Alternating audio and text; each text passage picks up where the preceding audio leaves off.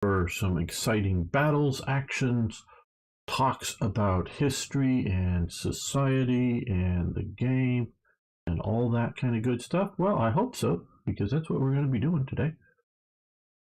Okay, now starting off a little slow, maybe.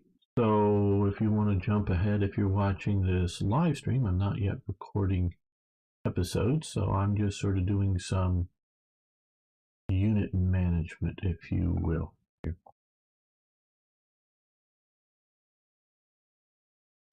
Is big. Pacific is big. Okay, you're coming home. Well, you're patrolling.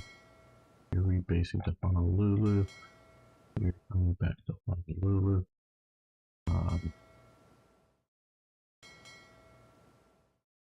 EDL. Okay, we pulled that off. We need to reconstruct the battle groups here, probably. Okay, well. We've had them just go completely bye-bye.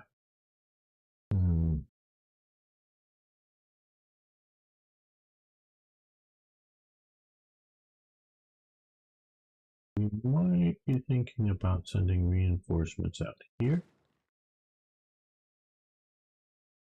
So far, we're holding our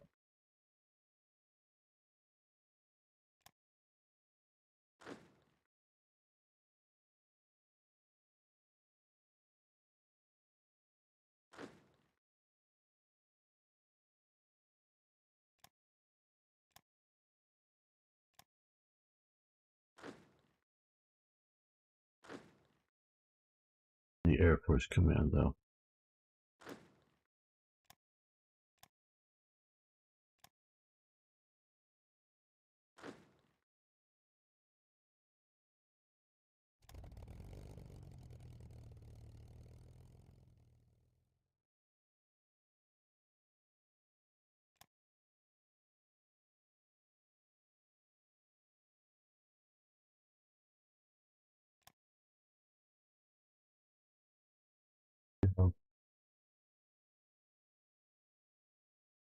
We still, yes, we still have some motor torpedo boats.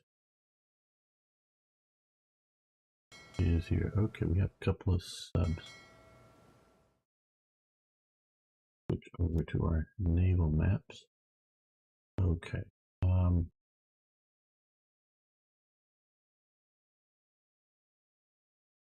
Let's go out here. Convoy raid passive.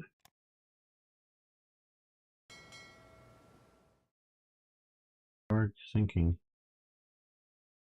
some units. Let's go over here. A convoy raiding passive.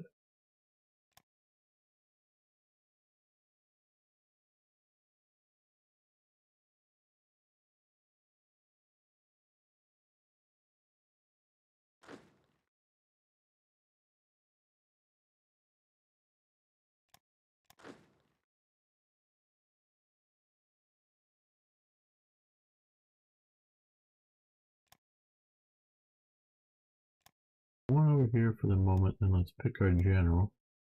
No, not a Marine Corps general.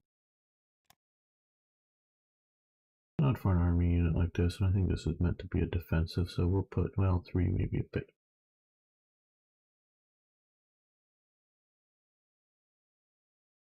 Mystic.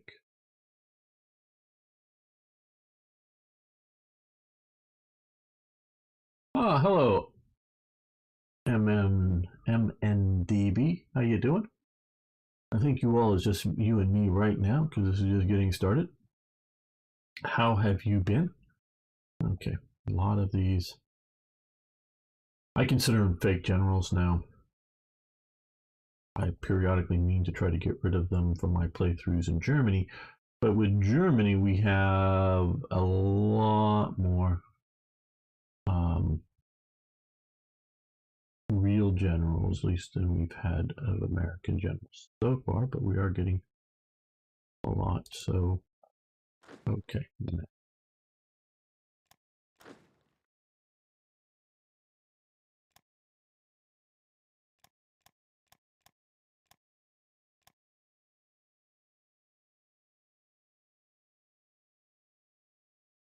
thinking about sending these guys out to the Philippines. And Mr. Duck is here. Well, very good. Okay. I'm going to send over I have sent over a few veteran HQs to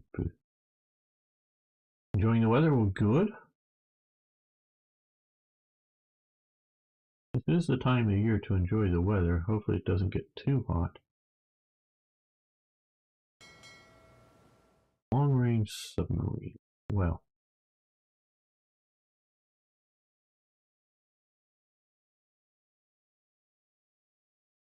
maybe send them out to us.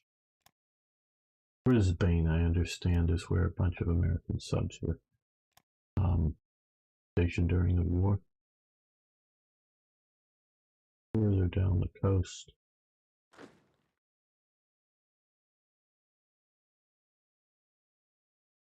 There's really been some exciting naval action. As exciting as it gets with Boy 4.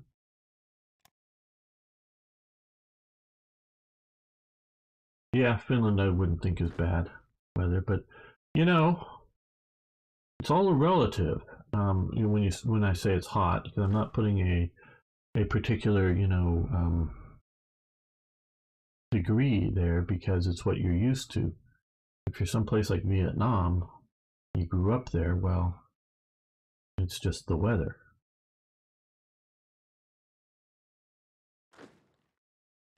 We do it there.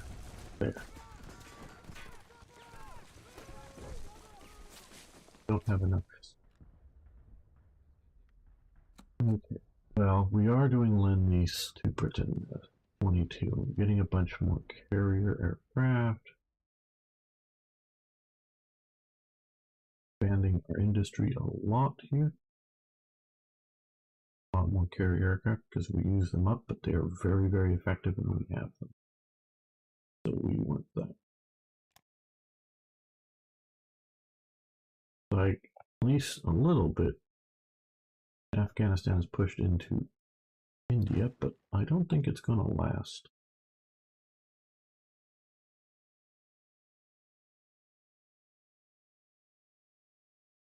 Winter, yeah.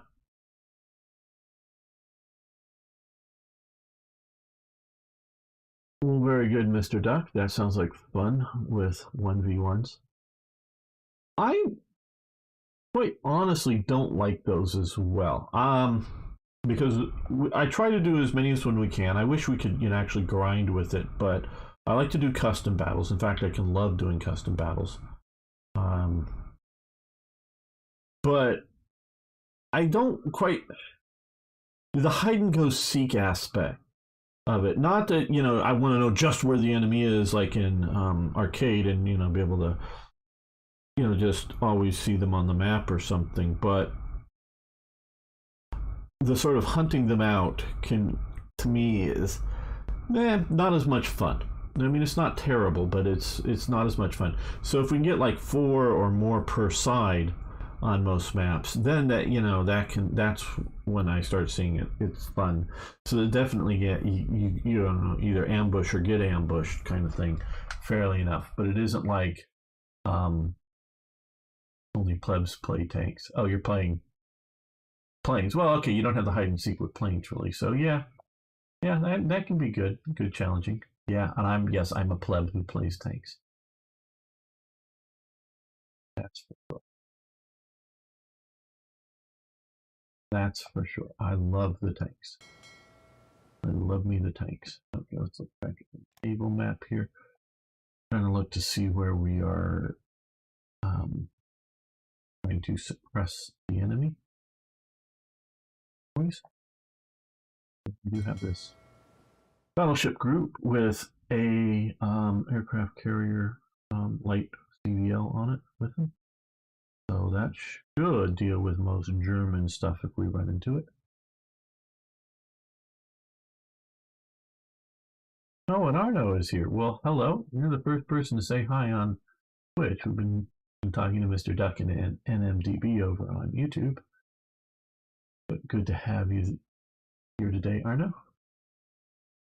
And oh, these are the anti-submarine CAG. Okay, so we are trying to deal with the U-boat threat. No more U-boats down here being a threat. Oh, no, nothing happening.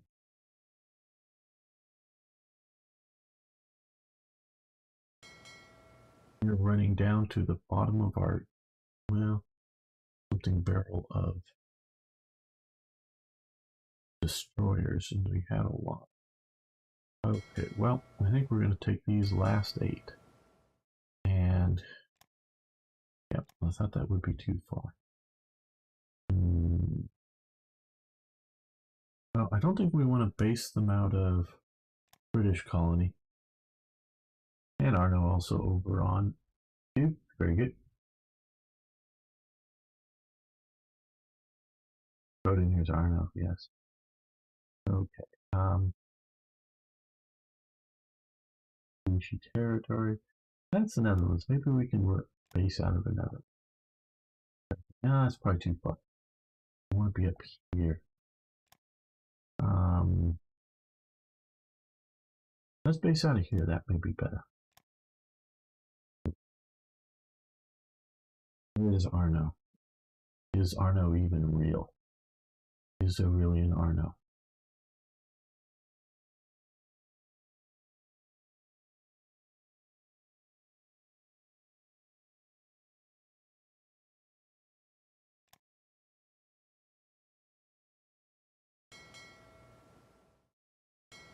Two submarines left here in port, so let's take one. Put you out here. We've lost a few, but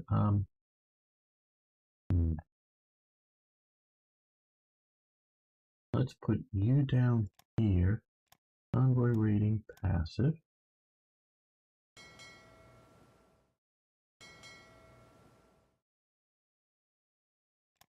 Oh, that's a little the S class. Okay, there, yes, convoy rating.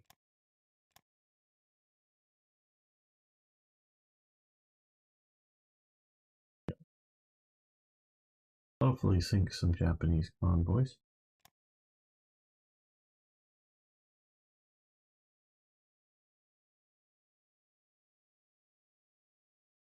Hey, this I don't want all this wood to go bye-bye if I'm switching between things.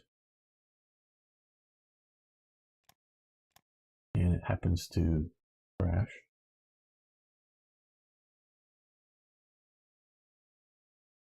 We've only had one crash that's really happened, and I do think heavily because of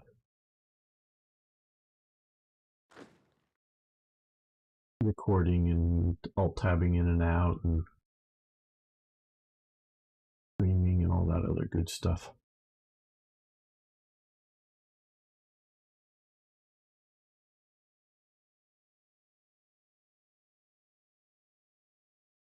Like really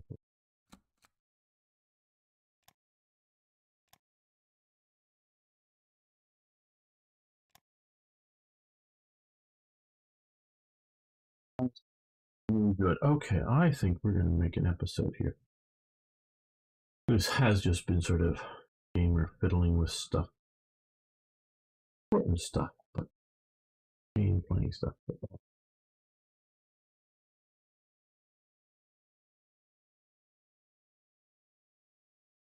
Not anything. We gotta keep action for the viewers.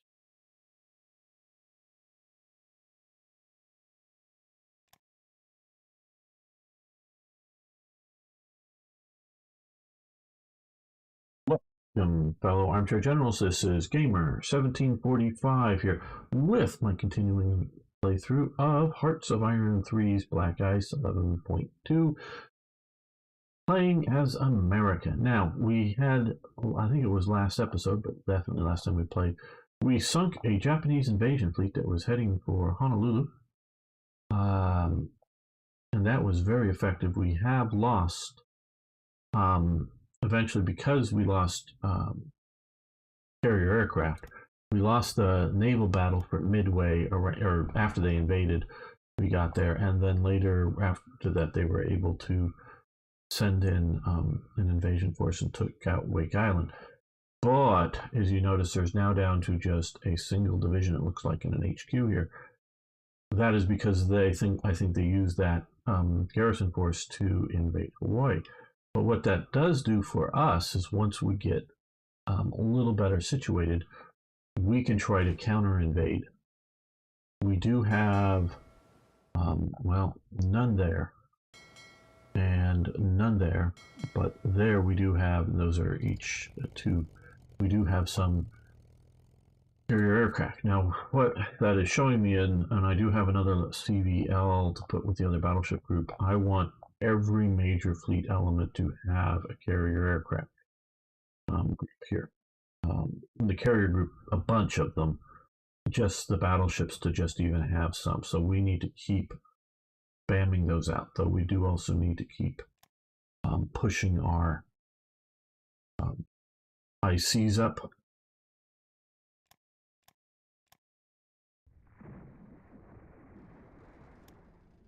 We are trying to, we're invading, we're trying to successfully get ashore here. Looks like we're making a little bit of progress versus there, okay. Yep, we sunk a Central Atlantic. I don't know what Japan, I guess they're probably trading with Germany or something. Costa Rica would like energy, certainly Costa Rica.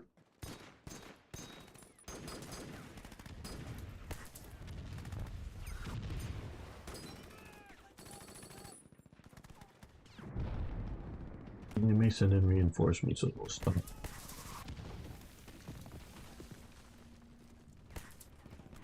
Yeah, we've had a convoy taken down here with probably subs, but I don't know.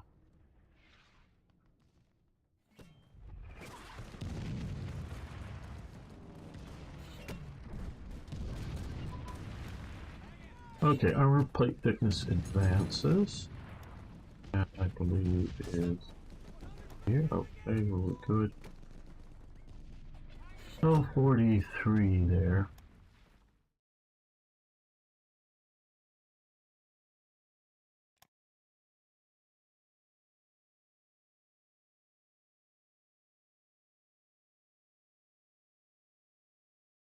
We're just not built. Not that I don't want to build these units. We're just not building them because choices need to be made, and I do want to fight the naval war in the Pacific as choice number one.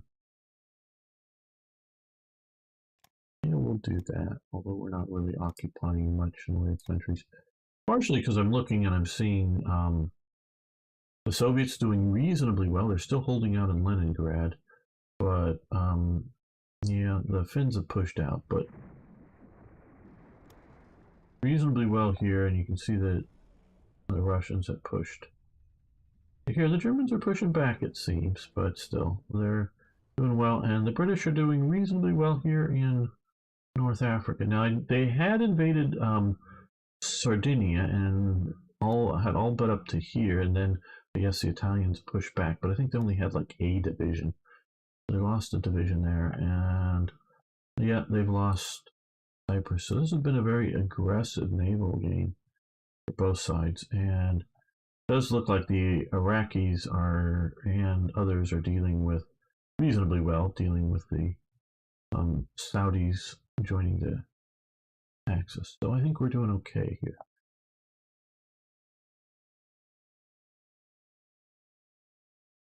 I think the supply problems here are because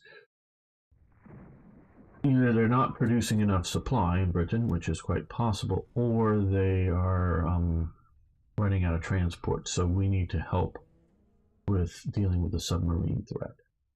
Cast armor construction has advanced. Good. Roll.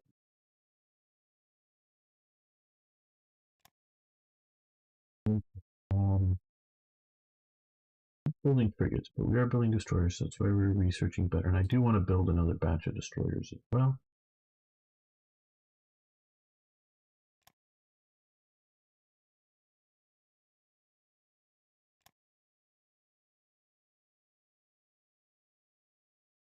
tank will be helpful.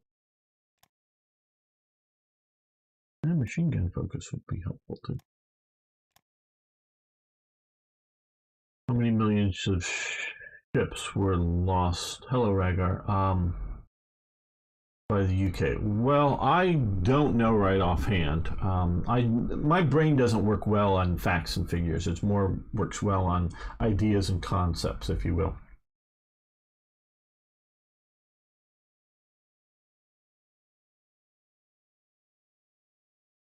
And generally speaking, they kept track of losses in tonnage as opposed to numbers of ships. I can't give you the tonnage either because they were worried, and it was tonnage. I'm not sure if it was. I think it was just tonnage in hull displacement into the water as opposed to transport tonnage. But what was important wasn't like as if you were losing, combat vessels. That's a bit more onto the ship. For them, it was just how much transport capacity they were losing. And you also got to figure a lot, and I don't have a percentage, but I do think it's well more than half, especially because a lot of the sinkings happened in convoys. Most of the crews, get off, or most of the crew members get off the ships that are even sunk. Yeah, when you have a torpedo hit, depending on where it hits into the ship, it very well may kill some crew members, especially like if it's in the engine compartment, something like that, because you'll have men down in there. But a lot of times they can just hit in the hull and cause enough leakage, and everybody gets off. Not that it isn't a trying experience.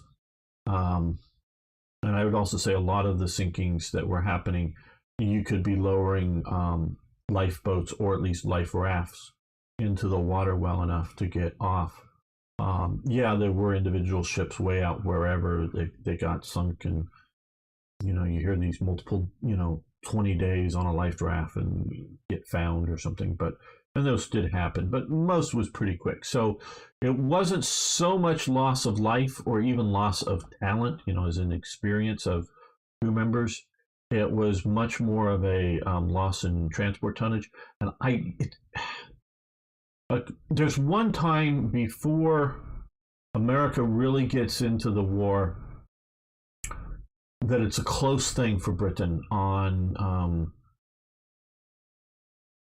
maintaining what it needed to maintain everything. I'm sort of saying it that way. In that, of course, what the most critical thing for Britain is to bring in food. The second most critical thing for Britain is to supply its units overseas. The third most critical thing is to supply Britain's industry with things that it needs. That's sort of, because if the workers in the factories don't have food to work, it doesn't matter if they have all the resources there to, build stuff. And if they have all the resources to build stuff, but they can't get the stuff, whether it's bullets or aircraft or helmets or boots or whatever it is, to the soldiers in the field, it doesn't matter if you're building the boots or whatnot, because you need to supply the units in the field. That's sort of, the sort of hierarchy that they're looking at. One point, it does get pretty bad for Britain, and then Britain starts to overcome it, partially with actually getting some of the ships going into operation. And the only reason the Germans really have a second happy time of it, I've been reading a little bit about German submarine operations recently, but is because America comes in, and Admiral King has a history with Britain personally, as well as just generally don't like the British. So he does not want America to be secondary to Britain in anything happening, meaning putting like ships under British operational command. He does not want American naval vessels. This is to a point. At one point, they hear gunfire coming out of the room, and in one of the meetings between King and a few other British officials, and they literally wonder if one or the other is starting to shoot at each other, which sort of, in fact, they did, if I remember correctly. And I don't know how much the guys outside of the room knew what was going on, because it was fairly top secret. There was something called pykrete that was developed in Britain, and basically it's ice, but with some other stuff mixed into it. And there was a thought of making these big mega that you could just, you don't have to like super freeze it. You just sort of refrigerate it enough and keep it going. And they were thinking about making big super carriers out of ice that was formed, not just taking a regular iceberg, but actually sort of making this. And they actually develop a test ship up in Canada somewhere that's still the remnants of it, shall we say, because it was mostly made out of water. The remnants of it are like sitting on the bottom of some lake or something. No, they didn't shoot at each other. What was to show the strength of this. Again, memory, I don't remember everything, but I think it was Lord Mountbatten, brother of the future, or whatever. But they bring in some of this pykrete, which is, it's like straw and ice and some other chemical or whatever. And one of the things to show durability is they shoot at it with a pistol. Like they bring it into the office and sort of demonstrate it. And so they shoot at the pykrete. And I think King gets hit with the bullet after it ricochets off, or his trousers do, or something like that. I mean, it's not like he goes to the hospital. It's just sort of whatever. But oops, it could have been worse. But yeah, so they weren't actually shooting at each other. They weren't even mad at each other or upset when the gun, at least when the gunfire goes off. Well, he was just trying to, with a small block that they hand carried in, just trying to demonstrate its strength of this ice, which would have been super strong. I don't know that it was a good idea to have big floating carriers made out of these. Would have been super-sized carriers that could have easily been built, meaning size wasn't the issue. It was other elements were the issue of whether to do them. And it was just really America getting into the war and taking over like the Azores and a few other things like that got control of the Atlantic, that sort of negated the need to it. But it would have had something like 20 or 30 foot thick wall, side walls on this carrier thing. So it would have been basically invulnerable to any sort of conventional attacks. And it was just repairable by simply keeping it, frozen. So yeah, but yeah, King does not like the British Navy, particularly some experiences in the First World War era, plus I think a generic anti-Britishness of some Americans, and left over from War of Independence and War of 1812. Especially not so much nowadays, but I would say back in World War II, there was sort of the last remnants of that kind of feeling. And America was not prepared and didn't want to take lessons from Britain about convoying. It wanted to develop its own convoying stuff. So the second happy time is where we were looking at this. It's only because America is just not prepared to deal. They didn't have a plan. What was it? Eisenhower or somebody says, plans are useless, but planning is critical. So they did not, so it was just really sort of haphazard. It's get all kinds of fairly quick, small civilian boats. Yeah, put some depth charges on them, so that they could, drive over a submarine and drop a depth charge on it. Now, how is this little, pleasure craft, biggish pleasure craft, shall we say, So you know where a submarine is? I don't know, but let's put some depth charges on these things. And so there's a lot of this sort of naval auxiliary type, whether they're manned by naval personnel or manned by civilians, if you will, or reservists or whatever they would have been temporarily sort of brought in as. And the idea is that if somebody else spots a submarine out there, they could at least run out there and bunches of them or whatever and drop some torpedoes on them, or not, depth charges on them.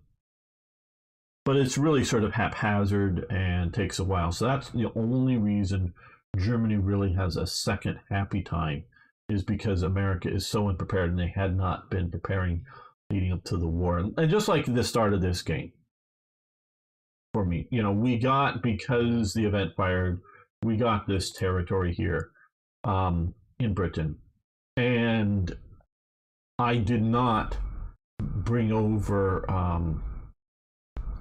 American destroyers and whatnot we had up here, that I should have brought all the destroyers out, put them into the right bases, and got them all out convoy raiding before I hit the declare war button and go to war with Germany.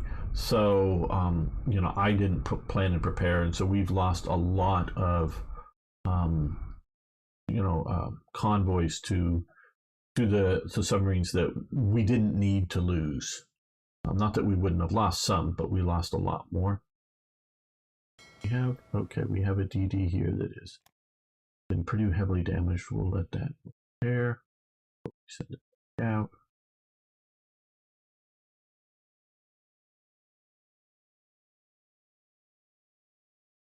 Hopefully what we're doing here is helping Britain get well, see, now they brought in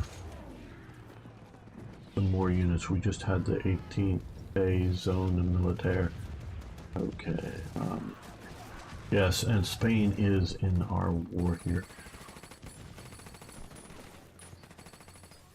Axis has done very well getting. Okay. Oh, Operation Hercules. They have parachuted into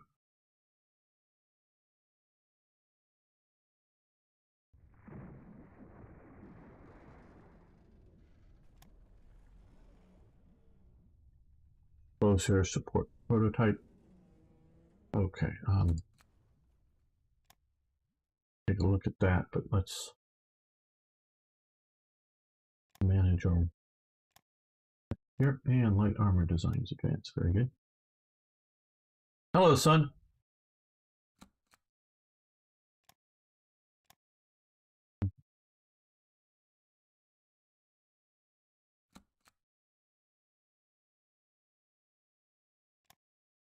What we have, okay, we've got medium and lights to 43. We're not building any heavy armor. Not that I won't upgrade to that once we sort of can, but yeah, we'll do anti-personnel defenses. Will crude oil? Yes, you can have crude oil. Okay, so will this operation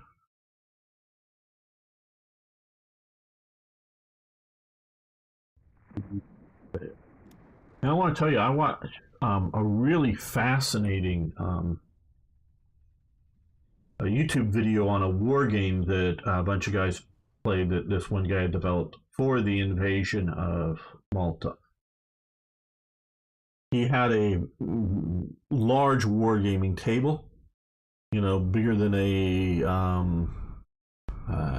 king-size bed, in which he had some sort of printed map out, or whatever, a sort of 3D looked of Malta, and very realistic with I don't know if they were glued or just placed there, buildings that represented like not individual buildings, but multiple city blocks of the various cities and towns. So a small little village would just be like a couple little buildings on it, and he had done a lot of research into Operation Hercules here, of the planned invasion, Italian and German, joint invasion, and he developed a war game based off of that, and wasn't too structured, but it was somewhat structured. And the big thing that he did for his war game was after the first 24 hours, depending on die rolls, so you don't know what was going to happen, Hitler may pull out the German contingent, no matter how well it's doing on the ground. So you had like the first day or two or whatever it was that you knew that you could use them. And part of it was also on, and there were multiple die rolls, but on rumors. That was part of it. It was rumors of the British fleet happening to be coming, and so it was very sort of an iffy thing how it would have happened. And they talked about how, we already know this, that there was a decision made where to go earlier on, and they decided to go for, Crete as being centrally located, as being, hey, if we get here, we can do air operations from here down to here. If we are succeeding in pushing into, Alexandria, we can do supplying this way. And so, if you had your success on land, mildly, shall we say, success, get past an El Alamein, but this whole, you could sit behind, even if you lose something like Alexandria, you could sit behind one of the major, delta elements of the Nile here and hold out quite considerably. And if you're supplying, if you don't hold Crete and you're supplying all the way through to here, that would be a major point of failure. And to a point, not entirely, but to a point, who cares about Malta if most of your supplies are coming through this way anyways? Not that it doesn't help, it does, but so if you can only do one invasion or the other. They chose Crete. Now, should they have chosen Malta? Maybe. I guess we could say yes. I guess we could say yes, because if you take out Malta, then I don't know, if you have the British just sitting here, and instead of withdrawing, they're not so much reinforcing the troops, because there were plenty of troops in Crete. There were multiple divisions of Greeks that had been evacuated to the island. But because I guess the Greeks used several different calibers, one whole division or large fraction thereof had guns but literally no ammunition for it. And it wasn't in a caliber that any of the Greeks locally had any ammunition for. I don't know what caliber it was. And it definitely wasn't 303 British. So, this whole division had, we got pikes in the sense of a rifle with a bayonet, but we don't got no guns to shoot. So it was more like getting those forces organized and, supplying them and putting air bases on there and supplying, air units. And that might have been, given enough time, that might have been a bigger sore thumb than Malta. So I sort of take it back that we know that it would have been better to take this. The movie Stalingrad came to Netflix in the Netherlands, so I might watch it today. Well, very good, Mr. Duck. A brigade? Hello, could be a brigade. Gonkal Gaka. I'm sure I'm butchering that. Sorry. I think it was. One of them had been armor brigade equipped with Vickersite, and one regiment, brigade of Greeks from Crete. Yeah, well, I'm talking. There was, and I've read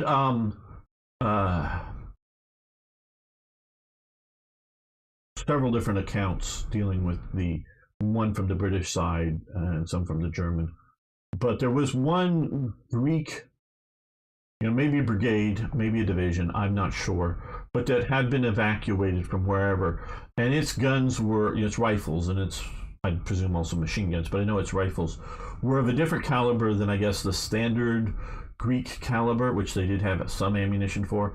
And it was obviously different than the British. And so they did not have any ammunition for these troops to even shoot back a little bit. And so it really wasn't a manpower issue that was the problem with the British holding it when the Germans do invade. It was a logistics issue. And yeah, the light tanks, the Greeks use Mannlichers and Mausers. Yeah, I understand that they use a multiple types and I guess calibers of guns. So, which unfortunately, countries that don't have the manufacturing capacity and then don't have the monetary capacity to buy enough weapons for their armed forces, all of the same caliber. It's really a problem. Like during World War One, I would say even more so than World War II, though maybe not. Production was the critical factor in the war. Probably more so than strategy and tactics, probably, but production was the critical factor. And at one fairly early on, it was decided that hey, you could because most battleships and cruisers and destroyers, they've got a rifle, maybe not for every sailor on board, but they've got hundreds of rifles on board those ships, figuring that some of them, have, 1,000 people on some of those ships. You've got lots of small arms on ships. Britain decided to basically pull all those rifles off of those ships. Even some of them are earlier, it's still 303 caliber, but earlier guns, and give them over to the Army, and then just buy any old gun to give to the Navy and they were buying a lot of stuff from America. And it really didn't matter the caliber because once and Britain is sort of lucky in that it can, for World War One, we're talking here, it's basing out of Britain, so that you sort of, since you're not doing a lot of rifle practice, you just sort of like, hey, yeah, all the rifles on this ship are of this caliber, so you're carrying all your ammunition with you on something like that, and so it doesn't matter that the next ship over has a completely different calibered rifle. It just doesn't matter. Because you really aren't doing that much in the way of naval landing forces.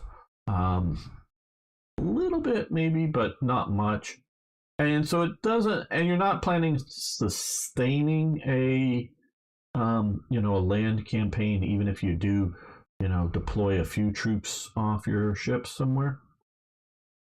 And you may wonder, you do sort of things like, you can think of the Dardanelles campaign, but at times you do seize ports or whatnot.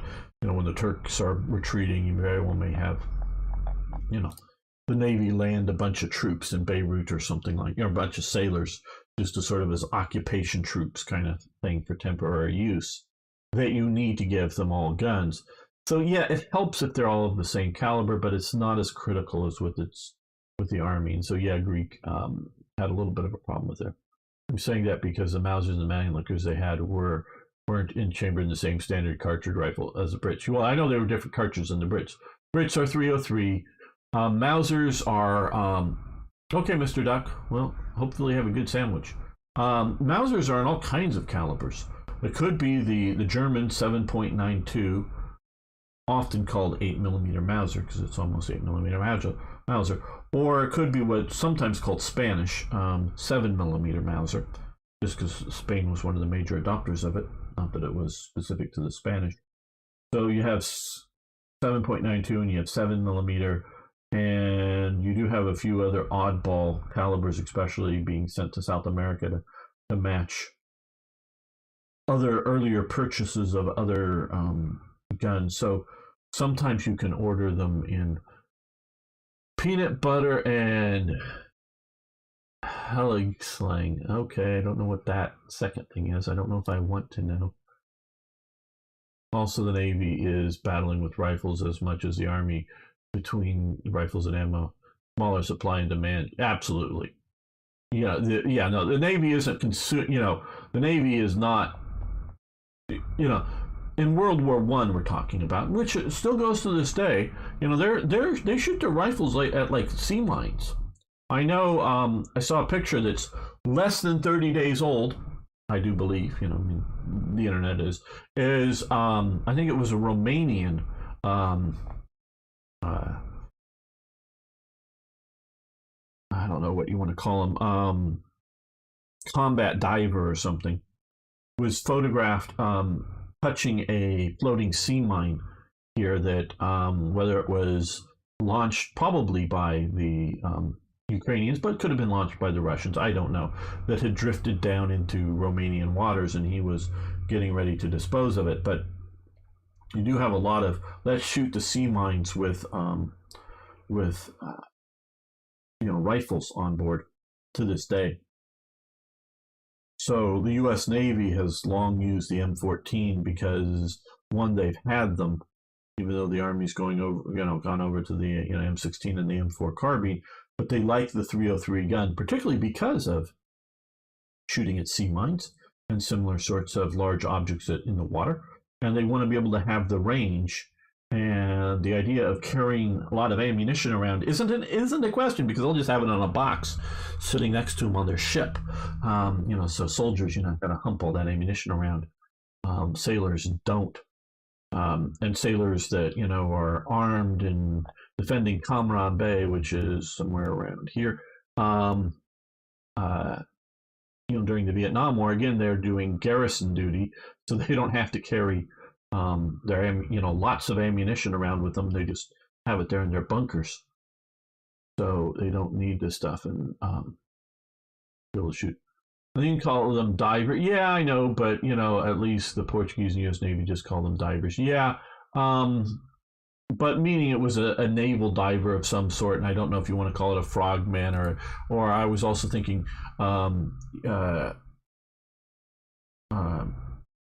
what is it, UDI? The specialty divers for blowing things up and whatnot. But yeah, so yeah, the Navy, and so yeah, I could see that had Germany not put pressure on the Crete garrison, the British might have decided to reinforce it with more, like I say, more equipment than they needed to send any more troops in there to garrison it. But that could have been a bigger, thorn in their side than Malta ever was. But we do know that Malta is very much near the critical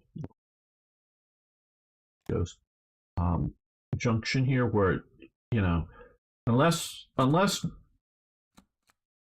the Axis is holding Tobruk, Malta is so close because you got to supply at least through Benghazi, if not back in Tripoli or some of these other.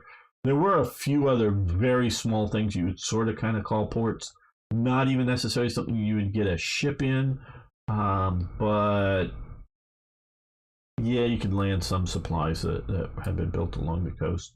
Okay. Oh yeah, we'll do Britain. Okay, the Iron Men of Metz. Okay, yes, we'll do this. These are just getting us these HQs.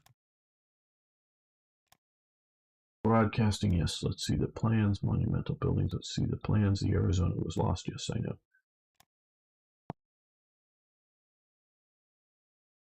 Bomber squadron you're using in the Philippines. Well, we can take a quick look at that here. We've got reinforcements up.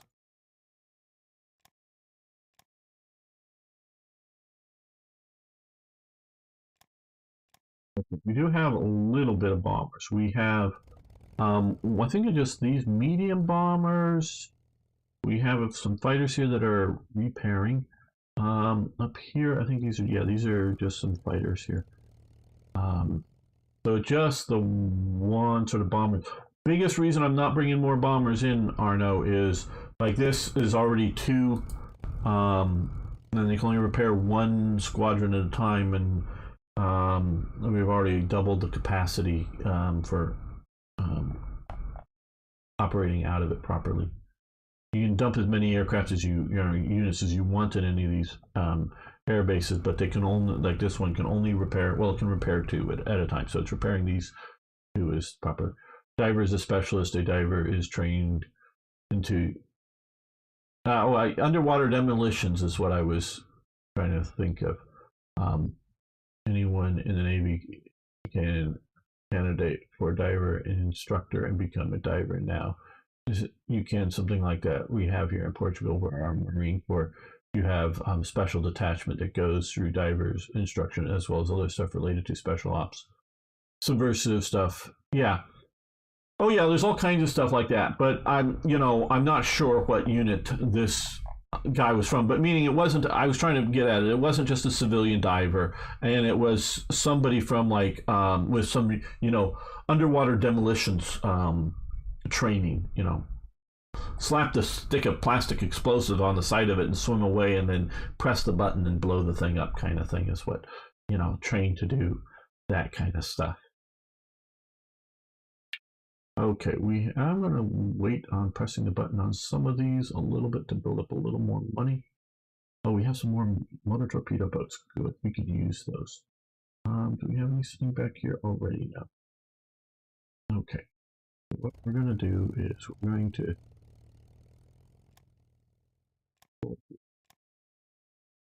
these guys have been working fairly well for us in the Philippines. Going after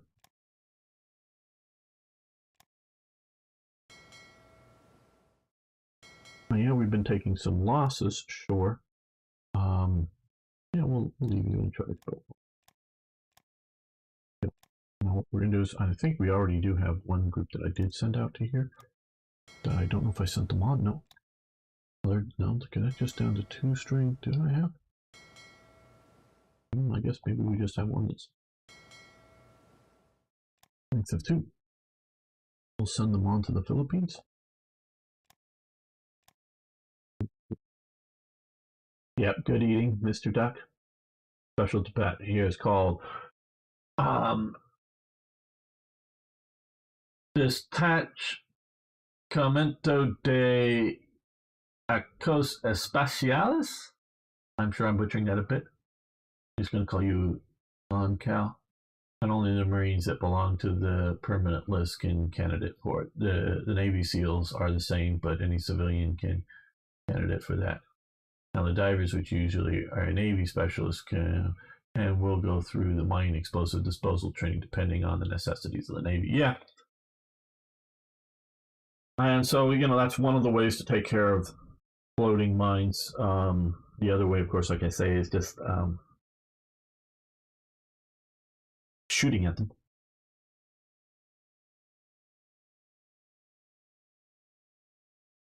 Most sea mines are fairly large, fairly hollow, because you want them lighter than water so they float. Most. I say there. Sometimes they did heavier ones, but mostly that way. And then they will launch, sometimes will launch them, however, they're launching from a submarine. I'm talking World War II, and it does hold true to this day because we're still using World War II leftover equipment in some cases. Launch from a submarine, a ship, or an aircraft. I guess that's about your only real choices other than pushing them off a dock. And with something that's sort of heavy that will anchor them in place. They do sometimes just do drift mines that they launch from thing, and they know the currents, and they're sort of hoping they drift into the enemy, sea lanes. But even with the ones that are anchored, they can come free and float to the surface and wander off, depending on how they're attached. Downside of shooting at them is that if you missed, you got yourself 2 boom boxes in the sea. I don't know about two boom boxes in the sea, but yeah. Well, I just remember some, film footage from the Vietnam War with U.S. sailors shooting at floating mines because the Vietnamese would, do various operations to try to disrupt naval activities. And now they were dealing with that when they're fairly well out at sea, and so if they go up. Yeah, well, like I say, the Navy normally wants to shoot at them with rifles or like 50 caliber machine guns or something like that. And it's with what they were doing, a lot of the stuff is either detonating it or puncturing it well enough that it sinks. Because either way, if you're out at sea out here, if it just sinks down to the bottom because it's lost its buoyancy, well, hey, it's going to rust away and disappear eventually in the ocean, so it doesn't really matter that much. Now, if it's in your port and it sinks to the bottom, it might still go boom at some point. Um, so, some places are more sensitive to this. Why we fight. I know I talked about this before. So, but good movies. Do you ever want to watch? And I know not everyone watches everything, and it's sort of time to end this episode. But these Why We Fight series are very good. I know I've seen a bunch of them. I don't know if I've seen every one, or maybe I've seen them all compilated together. And that's been years. But Frank Capra is a great movie maker, just generally speaking. And yeah, it's a very good one. It gives you the idea of at least the American motivation. I mean, I'm not going to say every fact or figure in it is true because I don't remember, and I don't think they were intentionally lying in it, because always the best propaganda is true. It's just you're presenting all the facts and figures that make your case for whatever it is sound good. That's the best propaganda, is truthful propaganda. You just sort of ignore the things that don't sound good, kind of how you're supposed to do propaganda right. But and yeah, it's propaganda, but I think it's good people get that.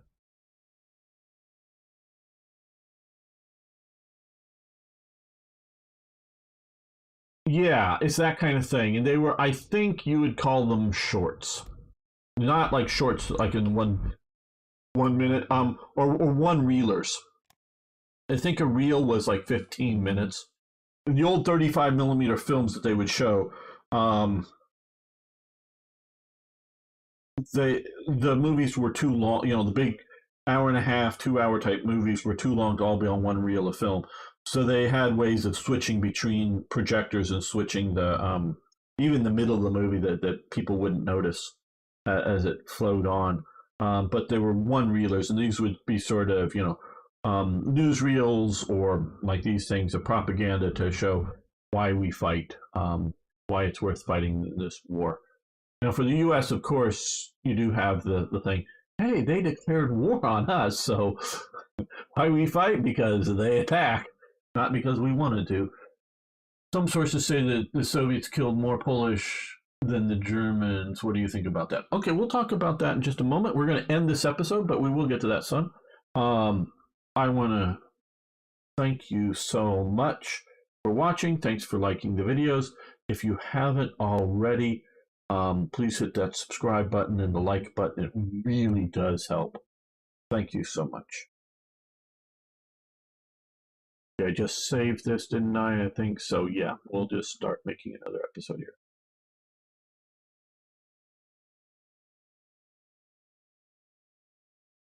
Welcome back, fellow armchair generals. This is Gamer 1745 here. And um, Son here asked a really nice question.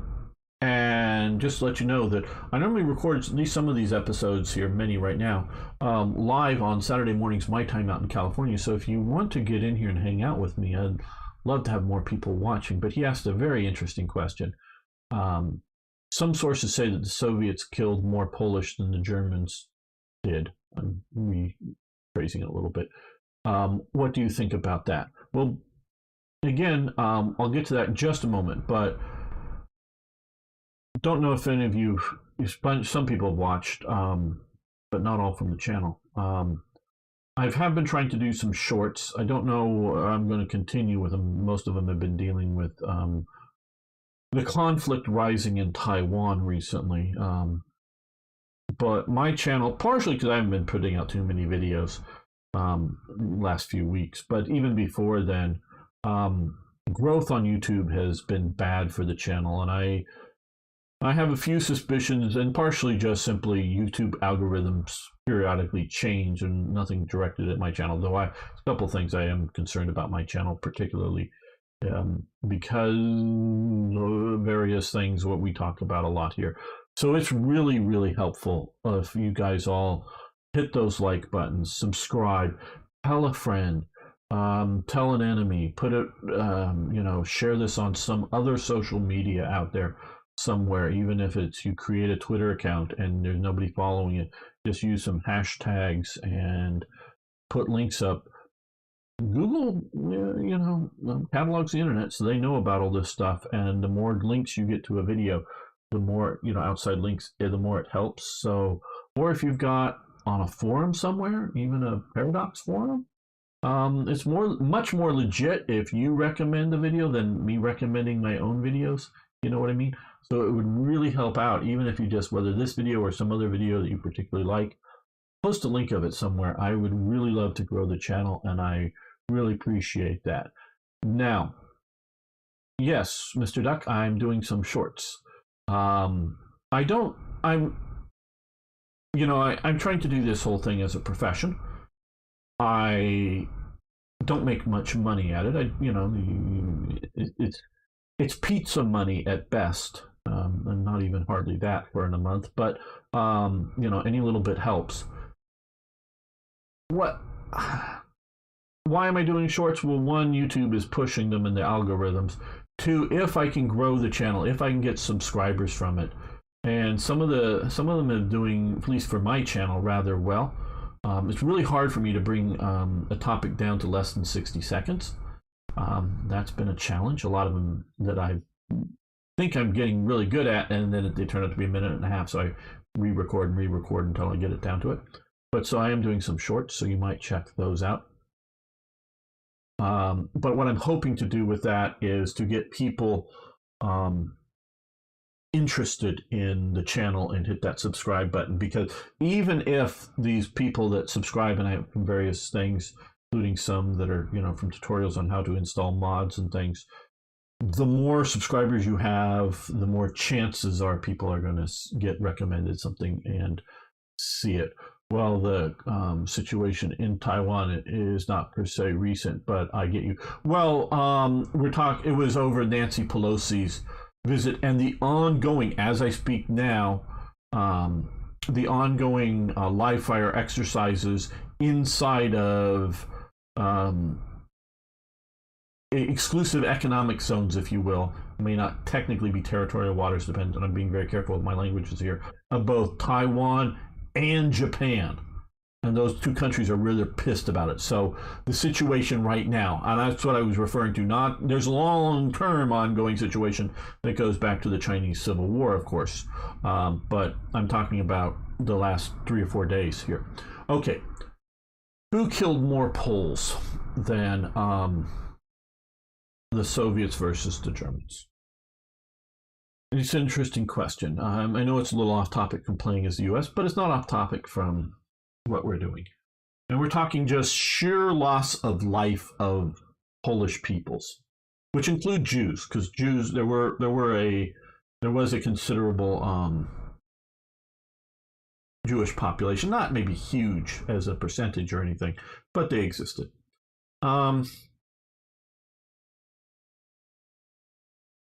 I don't have the facts and figures in front of me, but I'm going to say Germany, and I'll give you some of my reasons.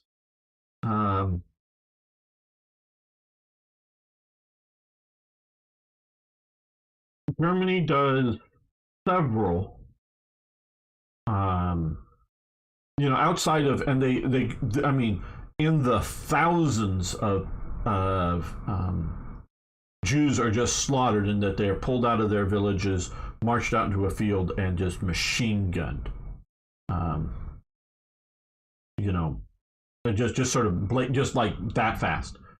They roll into the town. They pull out the Jews, walk them out in the field, machine gun them. And later on, they developed the ghettos, and then moving the people from the ghettos. And they moved people from other parts of Europe into the Warsaw Ghetto as well, but then moving them into the death camps. So that's a lot of people there. But they also shoot a lot of Poles that they identify early on as being subversive, likely subversive elements. Being from the, Polish Socialist Youth Party or whatever. And there was a bunch of these types of organizations that they get a hold of membership lists. And they run around and round these people up and shoot them. So that there's a lot of that going on. There are multiple cases. Oh, well, also, there's other massacres even on the initial invasion, of rounding up just people and just massacring them during the initial invasion. Often with, they use some SA troops, not army, SA troops that were Sudeten SA that had been well trained for the war against Czechoslovakia that never really happened. That's why they used them, because they were, as opposed to the standard German SA, which weren't necessarily well trained as a military unit, if you will. But they're coming in doing that stuff. But also as reprisals, there are. I've read about German occupation in Poland, and it's more like the stuff that I've read is that they talk about it and then they illustrate the events, detailing a few specific events, but that there's many more like this, in which 5 Germans are killed. German soldiers are killed somewhere, and they go to the nearest town or whatever, round up 50 people, because 10 for 1 or whatever it was, or even like 30 or 50 to 1.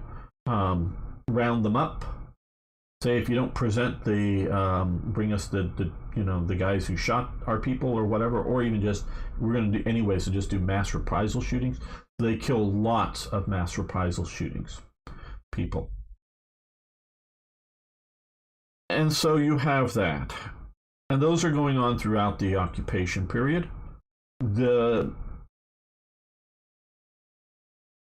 If I remember, and it's been now a couple, 3 years since I've actually, quite honestly, listened to the audiobook that deals with some of this stuff. Just because I was at the time working at a night job, which I could have, headphones on and doing my thing and listening to the audiobook. And so I was consuming a lot of audiobooks then, not that I only want to do things through the audiobook. I'll get to some of your things here in a minute in chat. And if it doesn't matter who killed more, I don't know if it matters, but it's an interesting question, and we'll get to some of the Soviet things here in a moment. That these are going on throughout. You have at least 3, and then possibly, depending on how you want it, more areas of occupation. You have, and with different occupational styles, and it's sort of somewhat illustrated by this map here, is we see this, hashed out area. This hashed out area here, and then it does expand as they move into the Soviet Union, is the general government. And my understanding, if I remember correctly, is the general government is under at least 2 different administrators. I don't think they were Gauleiters, but whatever they were, administrators. And so they had 2 different policies going on at the same time between the different zones. And then you had the zone up here that is shown that are mostly, if not entirely, had been part of the previous German Empire,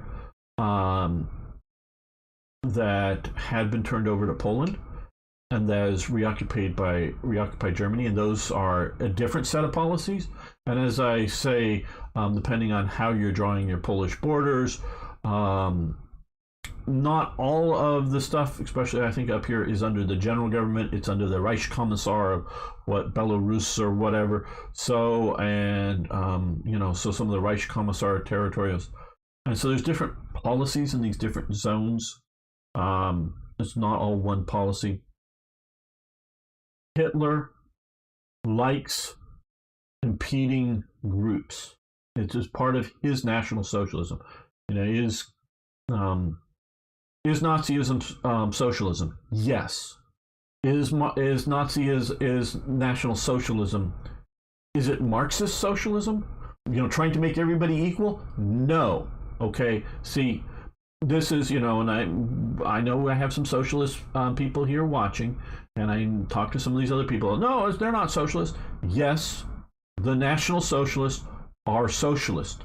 No, they are not the type of socialist or communist who is trying to make everybody equal, get everybody equal pay or whatever it is. They believe in a hierarchy, meaning that there's going to be people at the top that are going to be rich, but they don't want to, and one of the person that posts some really great Twitter stuff on history, but he's a left-wing person, point out to, no, socialists are for good schools and blah, blah, blah, blah. Yeah, all four of your points, Hitler was for that. Now, for the right type of German, not international socialist as in worrying about, Hitler doesn't care about other ethnic groups. He cares about the Germans. All the policies that this guy stated that what socialists are for, yeah, Hitler was all for those exact policies. He was all for them. In healthcare, Hitler was all for good healthcare. In government healthcare, Hitler was for government healthcare. Hitler does not want privatized healthcare as being the primary healthcare system in Germany. Hitler was a socialist, a national, not international, a national socialist. He is the person who adds those two words to the German Workers' Party that he joined. They already had the first three. He adds those are the second three, but he adds two words to it before. Hitler is a socialist, but a hierarchical socialist. So, managers, and you can have an ownership class, but they must work within what is good for the nation. And if they're abusing, he doesn't like capitalists because he sees capitalists as exploiting the people, trying to get the most labor out of a worker for the least amount of money paid. See, that's how he sees capitalism, whether there's two types of use of that word. One is free markets and I know people are going on about things. I'll get to your comments. I don't mean to ignore you, but I'm here. Free market capitalism on the one hand, and the other, capitalism or capitalists is in the owners of the means of production. But either one of those, the owner very well can be, not always is, but can be trying to, get the most out of his workers by paying the least for it. Okay, Hitler is against that principle, very much so, and so he wants minimum wages that are living wages. He wants all of that, but he is not. So he doesn't want the ownership classes, if you will, whether they're small ownership or big ownership or whatever. He doesn't want the workers or the society or the resources of the nation to be exploited. He wants them to be managed and wants them, in a very socialistic way. But unlike fascism or unlike communism, unlike those two, he does not want centralized planning. Okay, he does not want to have one system centralized done.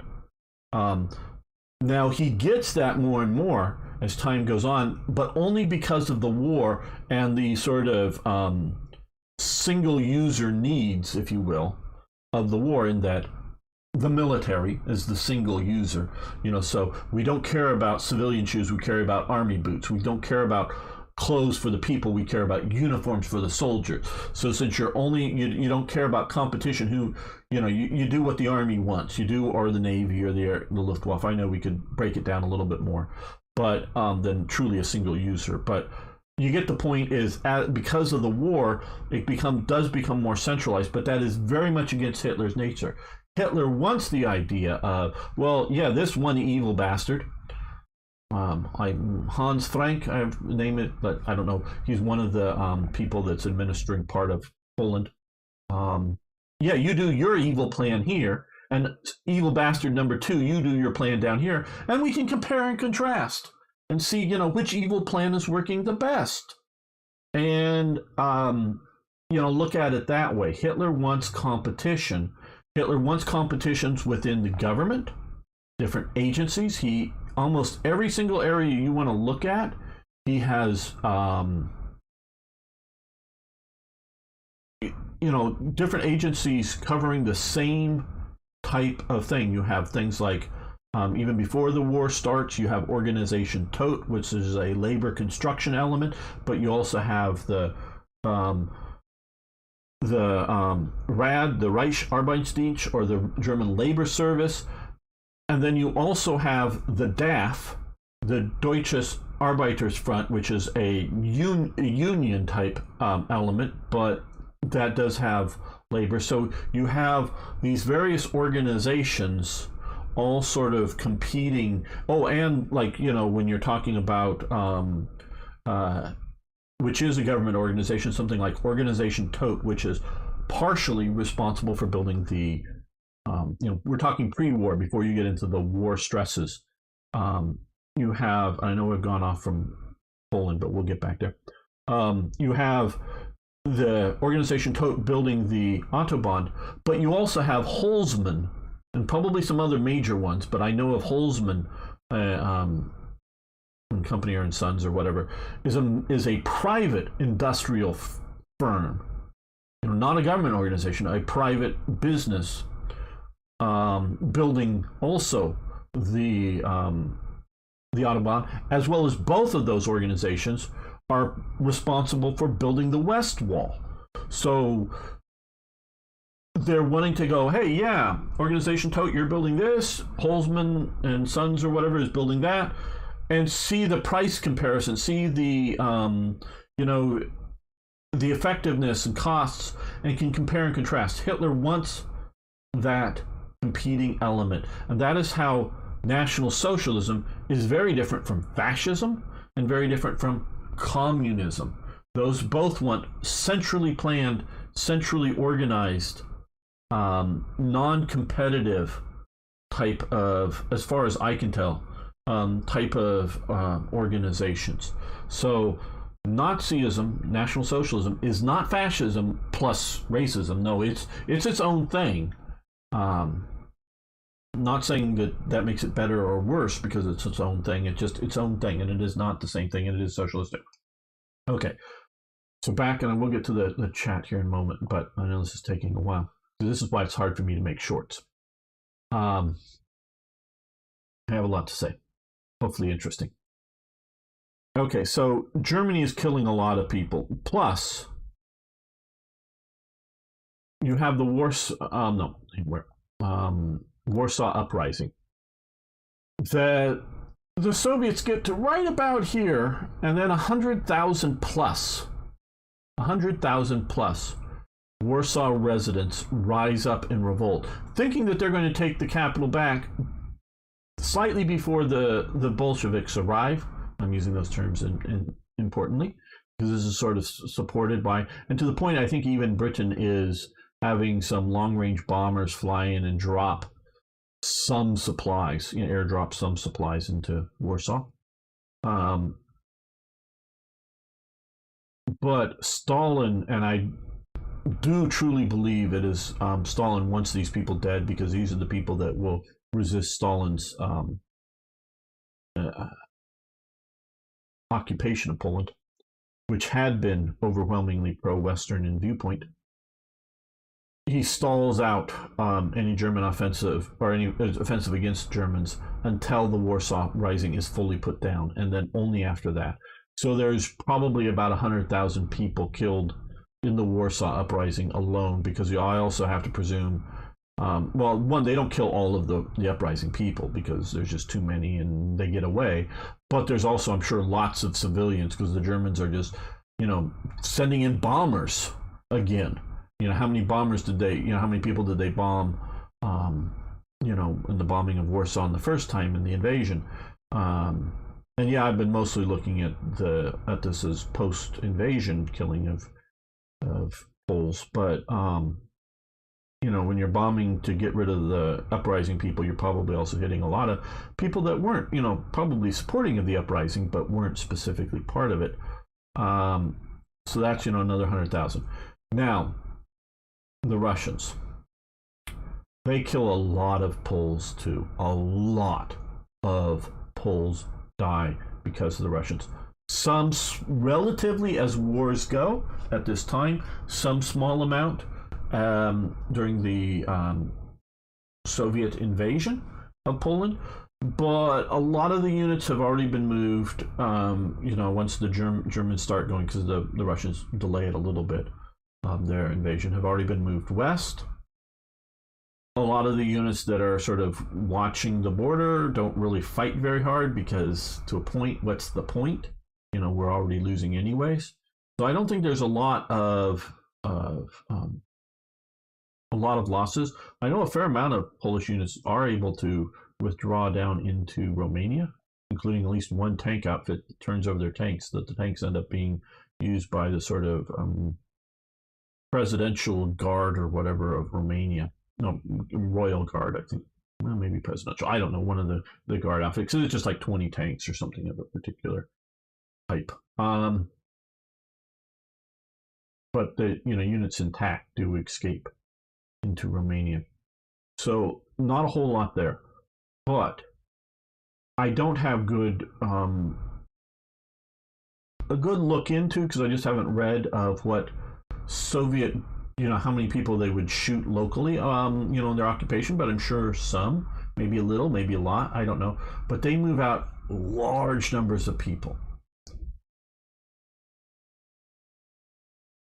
Basically, all of the prisoners of war that they round up, and that is in the 100,000 plus range, I do believe, they move east. The one group of them that they don't move east is the officers, and wherever the Katyn forest is, somewhere here, they massacre them in the thousands. They just shoot them all. There's controversy when Germany finally finds this and publicizes this as the war crime that it was. There's some dispute whether this was, incorrect, black propaganda or propaganda that's untruthful. It was very truthful. The Soviets never directly admit to the British, because they're the ones that sort of push on this, that they did this. They do say at some point when pushed on this, mistakes were made, or words to that effect. The overwhelming, now, at least the young men, and there are some children, as into the hundreds, or maybe even thousands, meaning more than 2,000, some children and women of Polish descent are in these various camps. And the overwhelming majority of these Poles will not fight for the Soviet Union. There are Poles, and they do raise at least one Polish division that are supportive of the communists, but the overwhelming will not serve the Soviet Union. So they get permission to, but they literally walk out of the Soviet Union into Iran. And I think at the time that Iran was still, not occupied yet by the Soviet or the British. And most of the women and children, are sent down to like Rhodesia. And the rest of the Poles are organized by the British into 2 or 3 divisions that fight. So these are multiple divisions of people that have been in the Gulag system.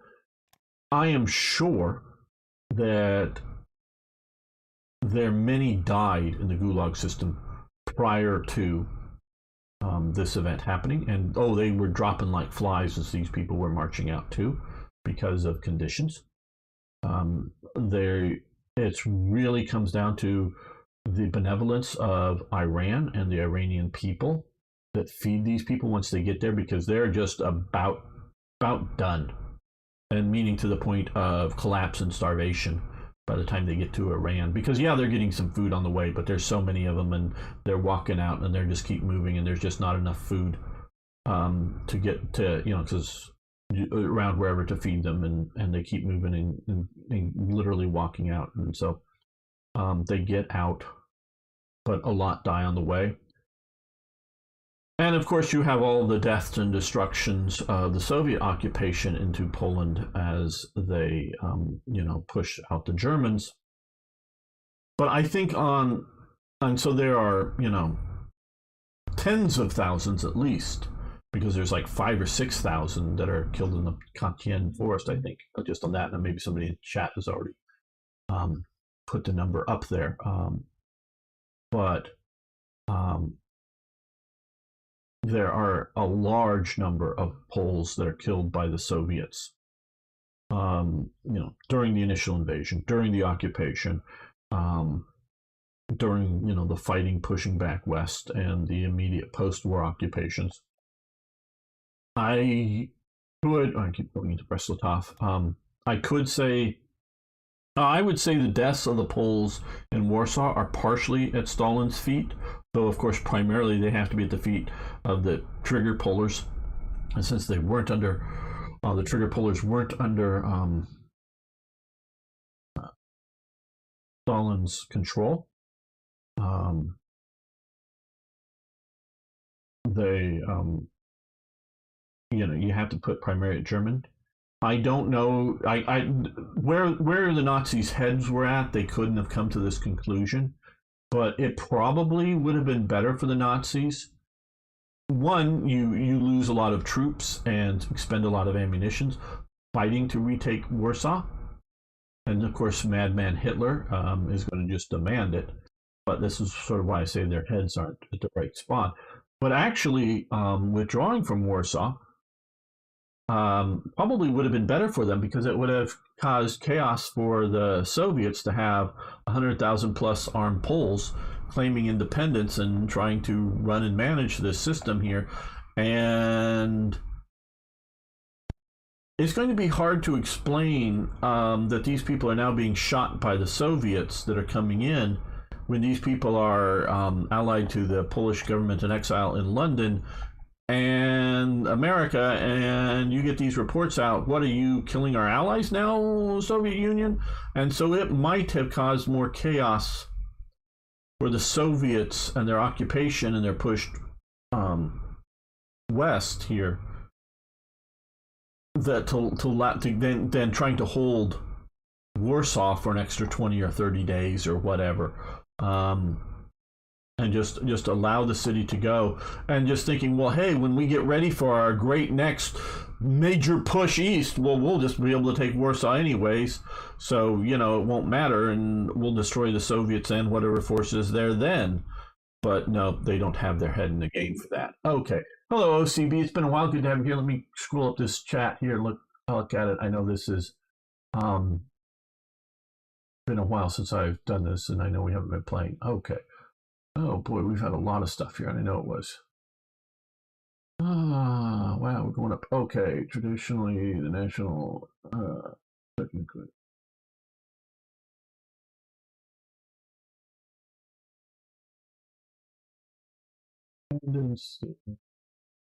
Wow, there's been a lot of stuff here. Okay, we're up to where the original question was asked. Okay. It's hard to give good numbers because the USSR. Yeah, you're absolutely. Both sides are lying. Goncal, they are absolutely. I mean, I can't give good numbers. I could probably get some books out and give good estimates, but even then, yeah. Do you know the 100 Years' War? Yes. Yeah, I do know that. Lasted 116 years. Yeah. Okay. Yeah. I know it's not exactly the 100 Years' War, but it's also not necessarily one war for 100 years. It's just multiple wars that sort of overlap from different sort of factions fighting that sort of take 100 years to happen.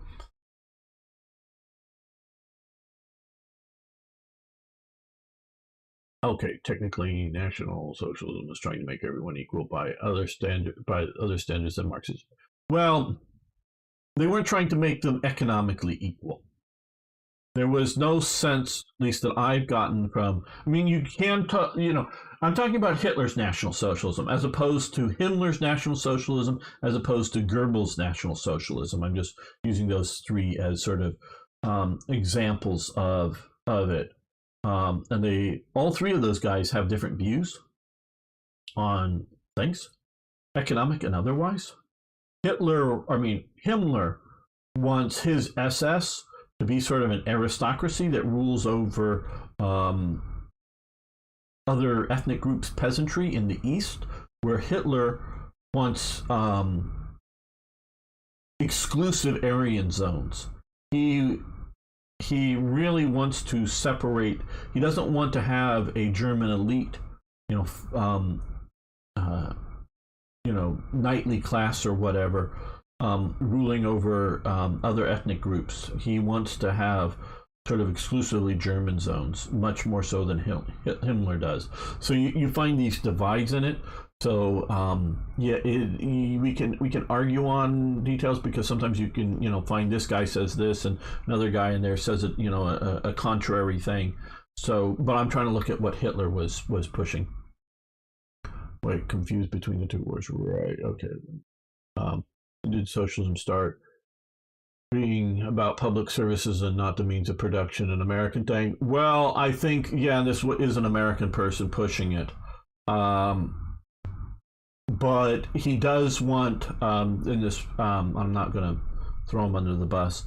Other than his politics and periodic Trump derangement syndrome. Hey, you don't have to like Trump, people out there. I'm not saying you got to like Trump, but not everything that Trump ever did was bad. I mean, sometimes just these people are deranged, and he has Trump derangement syndrome. But he does. If you follow Twitter, he does post a lot of good historical stuff when he's not being political. But he does want something like schools, which they are in America, at least mostly, but he wants it almost exclusively, I think, schools to be a government run and managed thing. He wants hospitals to be a government run and managed thing. And I think he would also be happy to ban the eating of meat as well. So that's government interference. So that is it is about the means of production, but I don't think so much that he wants, say, the means of automotive production to be in the government hands, but he wants the healthcare industry, making of medicines, making of surgical equipment, ownership of the hospitals, payment for the doctors, all that to be a government industry. So that is socialism. It is social welfare to have the government give out money, for people's health care, for either poor people or old people like they do in America. And then you go spend that money, the money gets spent only at, for approved health care, things like at hospitals that are privately owned. That is social welfare system, which we have in America for the health care. The only, I think, socialized, if you will, healthcare system is the Veterans Administration, in which the doctors, the nurses, the janitors, the buildings are all owned by the government. And that is a healthcare system that is nationalized and government ownership in America. And I think that is the only one, really. I'm not going to talk about other like prison healthcare or something, but I'm talking about out there. But it's only for veterans. But that is a centralized, planned, single system all over America, directed out of Washington, D.C., just for veterans. I'm not saying you shouldn't have that, but we could talk about that. But otherwise, in America, the actual operation of it is privatized. It's just social welfare. So that is a little bit of. So that's where he is. He is a socialist, but not a. I don't think he is a socialist that wants all means of production government owned. It's just what he sees as utilities or rights or whatever kind of stuff. Oh, it's been a while. confused between them. Let's see. Okay, France and the Netherlands. Czech socialism happened to us as a reaction to completely atrocious First Republic oligarchy system. People were living 10 plus generations in Czech basin to the first. Yeah. And there are different types of socialism. You have to, and different reasons for it. Um, Okay, the Autobahn was already been built during the Weimar. Okay, the Autobahn was just barely started, and of the Autobahn that was built before the war, I believe it's like 90% of it were built under the National Socialist. So you are right in that the Autobahn was conceived under the Weimar, but it was mostly built under Hitler's vision, but it was envisioned prior to Hitler coming to power. He just like, yeah, this is a great idea, and ran with it. Google search, find the numbers: 50,000 killed by the Soviets. Yeah, OCB. Yeah, I'm not saying that. Indeed. Okay, you mean Poland uprising just before? Yeah, that. What I remember, it started by non-commie Polish leaders. Yeah, they wanted to. You're absolutely right, Ragar. They wanted to get control of Poland before the communists took over, or at least the capital area.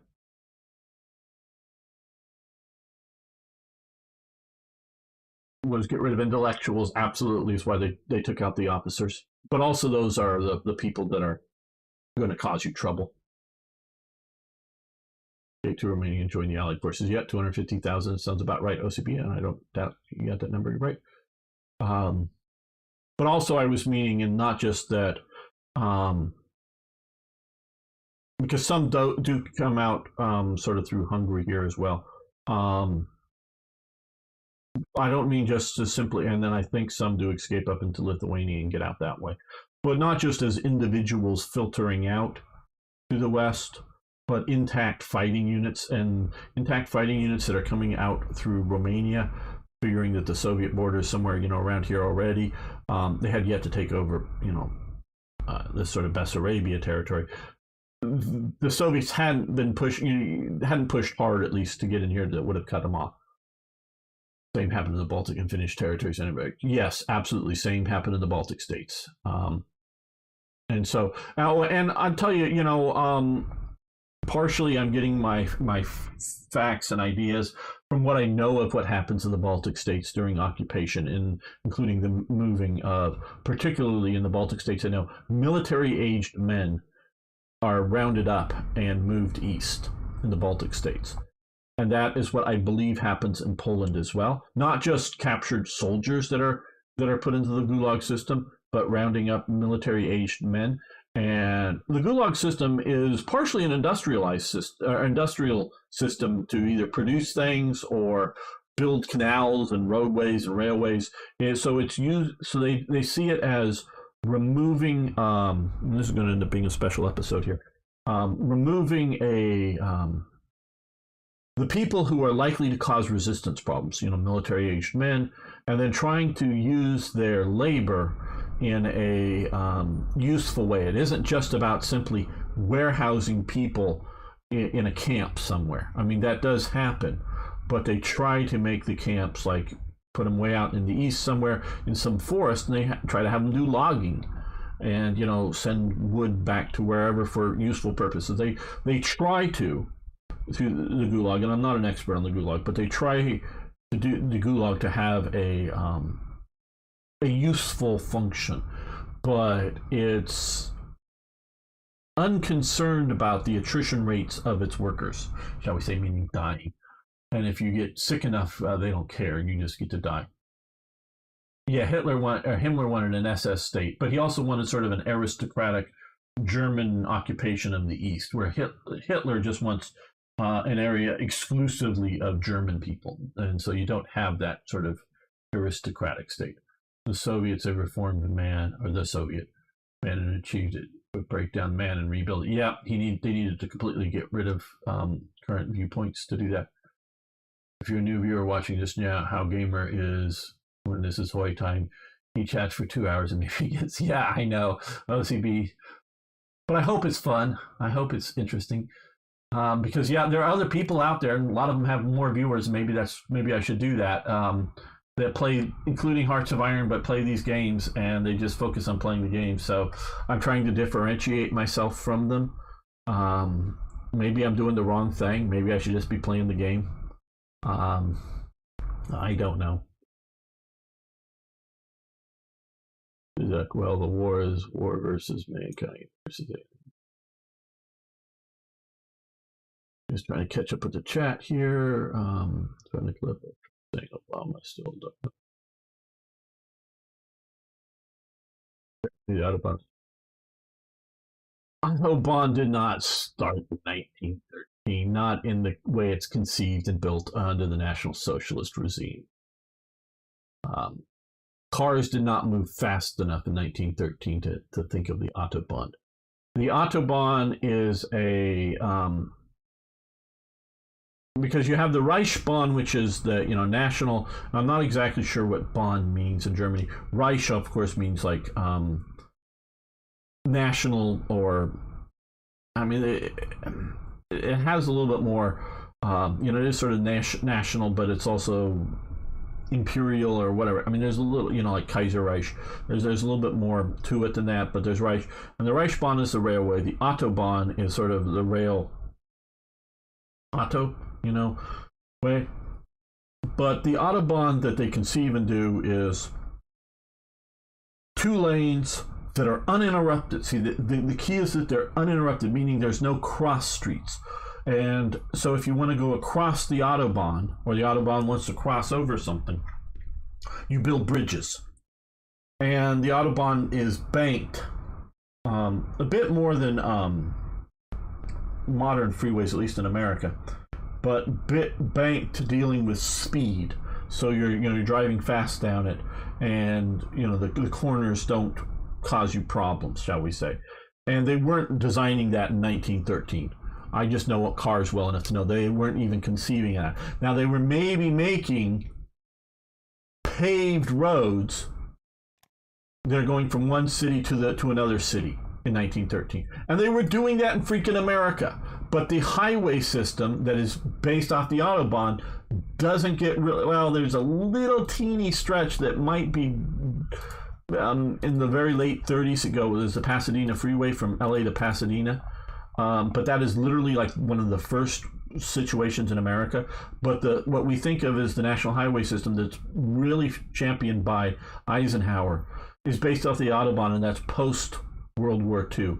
And so yeah, they had highways, if you will, the highway system, as in like roads between Washington D.C. and Baltimore, but they would have like stoplights or stop signs on them, so you couldn't go zoom, you go stop, let traffic go the other way, then drive on. So yeah, connective roads, you can probably find them back in 1913 in Germany between cities.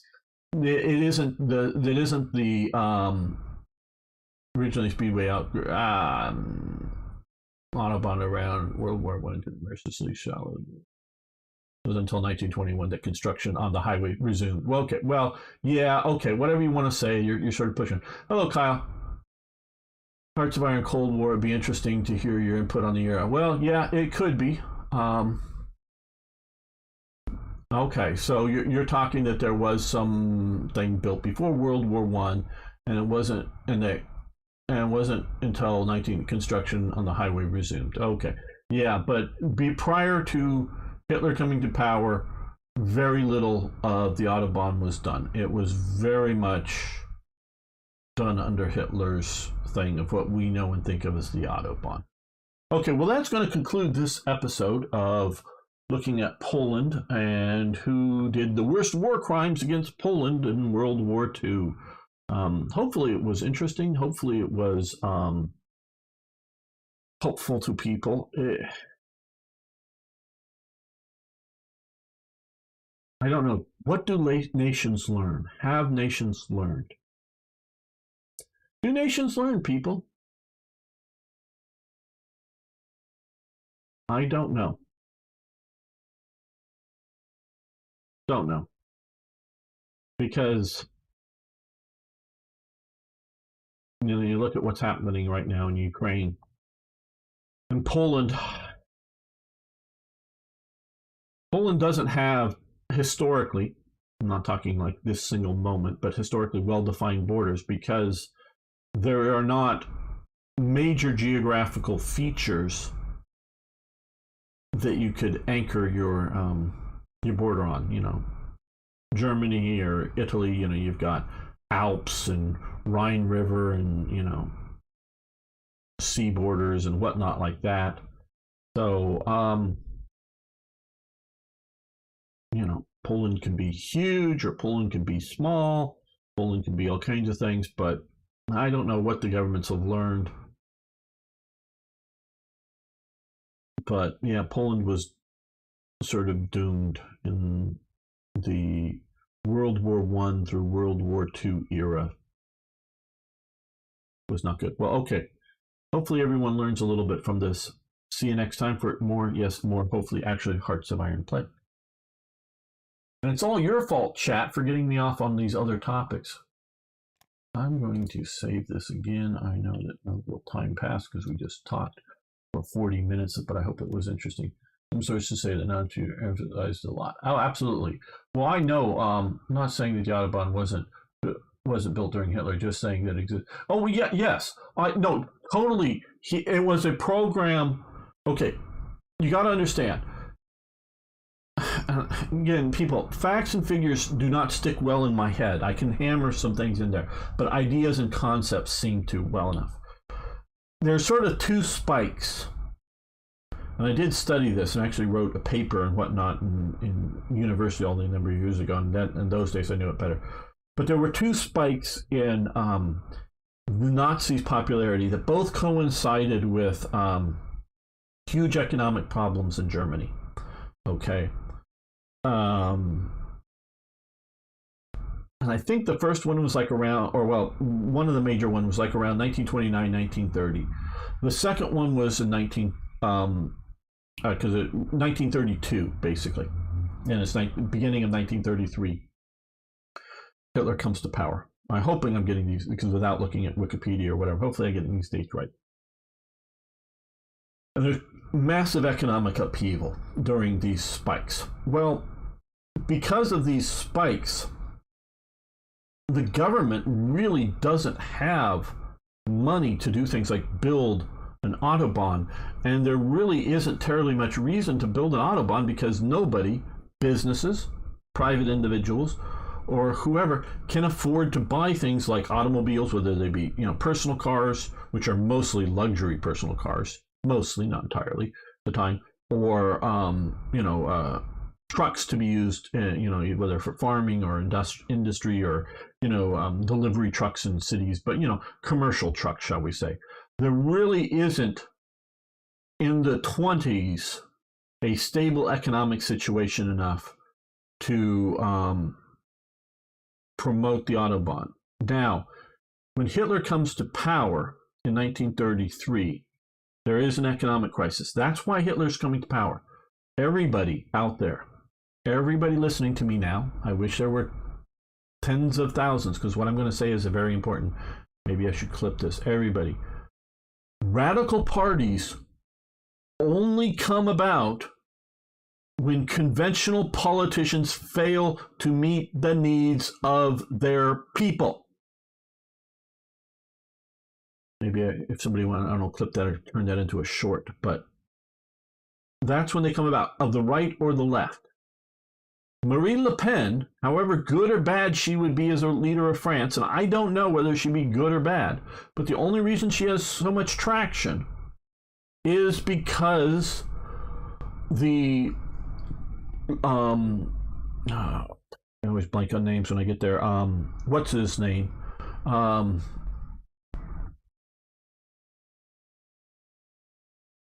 Doesn't address the needs of the French people. Macron, yes. Doesn't need. So whether it's things like immigration coming up from Africa or the Middle East into, continued into France, or other problems in France, that these people have their, ideological problems of not willing to, come down hard on illegal immigrants or stop large numbers of legal immigrants from coming in. The only because of that do you get people like Marie Le Pen come into power in France or other countries. So if things are going reasonably well, the center left, the center right, the center, however you want to define these sort of political terms, and it varies from country to country and different ages to different ages, but the center holds and is generally good. It is only the radicals is once the centrist types fail at meeting the needs of their people. And whether it's the farmers' revolt, I don't know. I know there's, get pictures of huge numbers of tractors out blocking the highway, but I don't know if that's just one small spot in the Netherlands that there's 100 tractors out there and all the rest of the Netherlands is just passively going on and nothing's really upset. But, focus the camera on it, it can blow a situation out of condition. Or are really all of the farmers in fucking revolt in the Netherlands, and the Netherlands are not going to get food made domestically because the farmers are saying, fuck it, I'm not planting. I don't know how big of this revolt is, and I don't necessarily think I have good information on it, because I think the establishment wants to suppress the information, and I think the pro-farmers want to make the biggest deal out of it possible, whatever side you want to be on. I'm not trying to comment there on this, but there's a bunch of farmers that are upset. Again, I don't know how many of the farmers, and maybe all farmers are a little bit upset, yeah, but are they stopping their everyday job of dealing with their farms and protesting and doing stuff or not? How upset are they to be? But you do things like that, and you upset your system for whatever the reasons they're getting upset. That's when radicals, the right or the left, or however you want to describe it, will come into power. And I think it's going to cause a lot of problems. And I think these people that run these governments have too much enormousy bias. If Trump's health is good, I am sure he's going to be the next next elected president of the United States. Meaning, I don't know if Biden's going to make his full term out, and then of course it'd be Kamala Harris filling in the meantime. But the next elected president of the United States, I do believe so, because there are so many people fed up, and the Democrats and the conventional Republicans are just not meeting the needs. And whether you like Trump or you hate Trump, you think Trump was right or wrong, when Trump goes and says, hey, you build that Nord Stream 2 pipeline and you get hooked on Russian natural gas, you're going to be fucked, Germany. And they laughed. How's your heating doing this winter, Germany? Planning on being warm this winter, Germany? I don't know. I don't think you are planning on being too warm this winter, Germany. So, Trump. And, there's maybe many reasons not to like the guy. I'm not trying to sell him as, you got to like him here. That isn't the point. The point is he was right on that. Now, I don't know if he had good solutions to the problem, but he was right on that. And so if you hit a winter of Germany having not enough heat and people shivering in their houses, who the fuck are they going to be voting for the next chance they get to vote? And it could be bad, because I am not of the I am a, generally speaking, a conservative type person. I am not a radical. But if it comes down to which radicals are we're going to have, radicals of the right or radicals of the left, I'm going to be radicals of the right. I mean, if those are my two practical choices, I'm going to pick radicals of the right. And I know YouTube and Twitter and others would, like to ban me for those types of views. And you go, what? You agree with this? Well, I'm going, this is better than the communists. Whatever you want to say about, I'm not talking about some neo-Nazi parties or those kind of wackos. I'm just talking about far right, generally speaking, and it can vary from European to European country or here in America. I'm not saying I'm agreeing with all of those, but mostly the far right wackos are better than the far left wackos and just the sort of far right, whatever you may think of these groups. Have you ever heard of Burma? No, I haven't, Mr. Duck. Burma, no. Bad French live there. France is a great country. Too bad the French live there. Are not yet good. Um, Ron DeSantis. Well, okay, Kyle. If Trump runs, Ron DeSantis, in my opinion, would be stupid to run against Trump. Not that he couldn't beat Trump. And I know a lot of the commentators, including like Tim Pool and others. Oh man, Ron DeSantis looks good. He could win, and he has a lot of people's support. But if Trump's going to run, Trump is willing to get ugly. And you saw what he did to Ted Cruz. Really hurt Ted Cruz's credibility. He will hurt Ron DeSantis badly. Whoever wins between Trump and Ron DeSantis, I don't know. And Ron DeSantis is the only one right now in the Republican Party who could win against Trump. But if Trump decides to run, and I think he has, especially spent all that money on his jet, repainting it, redoing the interior, and getting it ready to campaign and overhauling it massively. That's a substantial thing, and I think he's only doing that to be able to jet around America a lot. So my understanding was also a huge maintenance overhaul to really get ready to put the miles on it.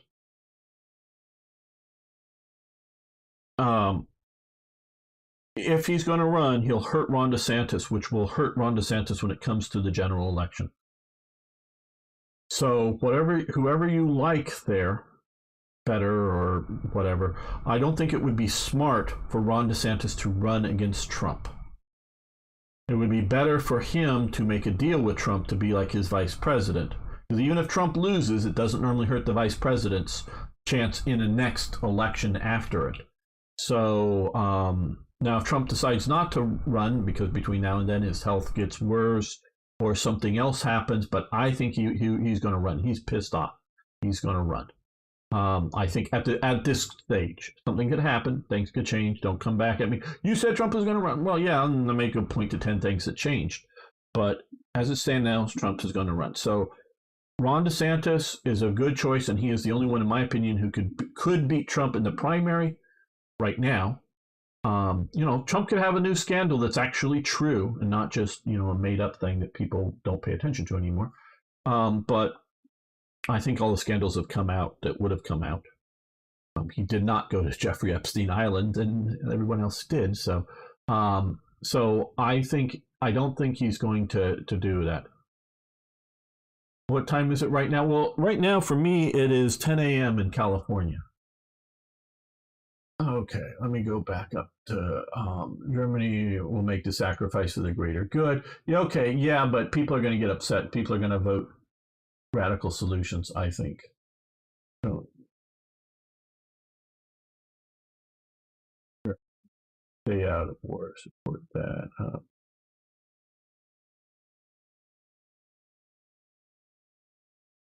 I don't know how to say how different their cultural norms. I think that's what they're trying to say. Yeah, cultural norms are a bit different here and there.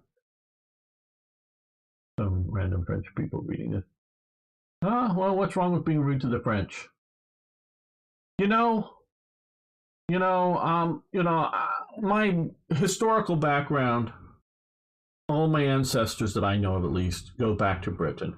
Now, some of them are up in Scotland, which tend to be pro-French, and some of them are English, which tend to be anti-French. What's wrong with hating the damn French? Why can't we hate the French? I really don't want to bomb Paris, but, we can hate the French some. I know I have a few French viewers here, and that's fine. I mean, maybe not every Frenchman is bad, but hey, we can hate the French some. We gotta have somebody to hate. What are we gonna do? Hate the Belgians? Not enough of them to hate. Well, let's see. Last elections were odd looking. Okay, I'm gonna just turn on my air conditioner here, and I'm gonna be right back, and we'll make another episode. But I feel like playing actually.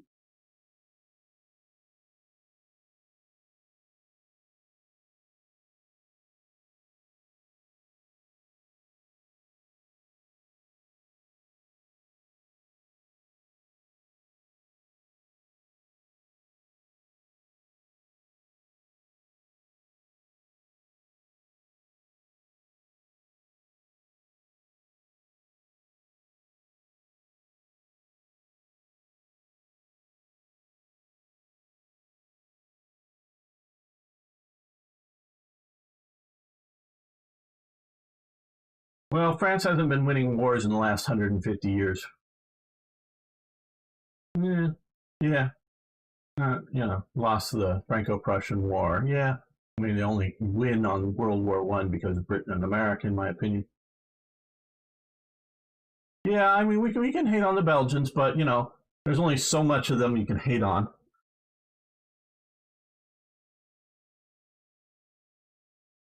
And of course, we're hating on the nameless group of people, or the faceless group of people called French. We're not hating individuals. At least I'm not. I mean, one might hate an individual, but that would be because of an individual. So, meaning I can dislike the French people and like individual Frenchmen. And I don't really dislike the French people. It's just more, it's fun to bash on some group of people. You know.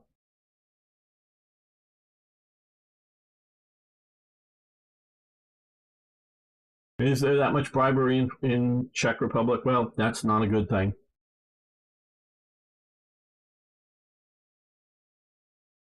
Yeah. Um, I have mixed feelings on Orban. He's unpopular with a lot of people. I'm not saying everything he does I like by any means, but um, I think you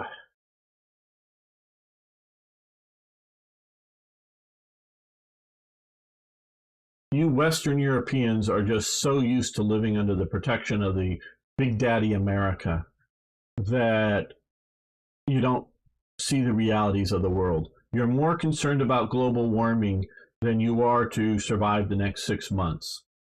And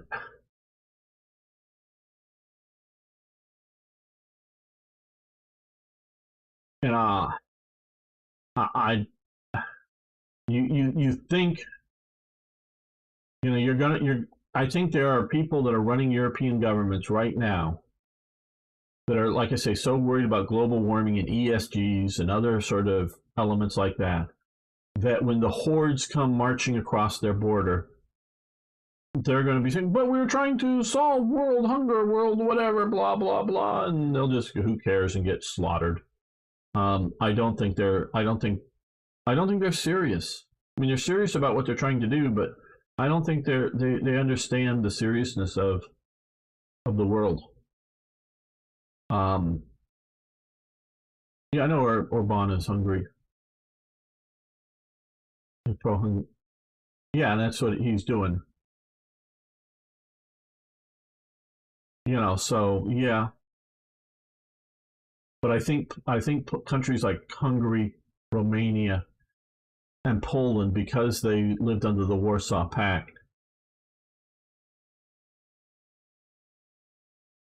and see threats more clearly, of various types of threats, not just, oh, Russian armies may invade, but other threats more clearly. I think they do. They have a more bleaker outlook about world situation. So I think they're more serious. But again, I might not like a policy, and you might go, well, this policy or what somebody says, or one of their policies, how can you agree to that, gamer? And I'm going to go, yeah, no, that ain't good. But just because they do something that, because none of them are putting large numbers of people in death camps,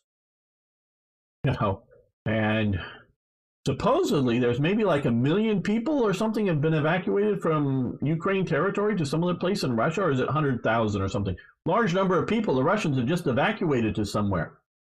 I don't know that anything Orban or any of these other people in the, the sort of radicals are going to do. Yeah, I don't know.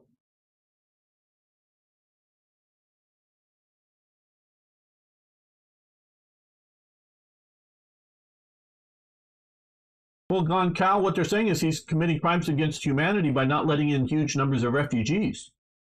They think, and I don't think they're just lip service. I think they think people like Angela Merkel, I know she's no longer in actual power, but people like her actually think it is a crime against humanity not to take in the maximum amount of refugees possible.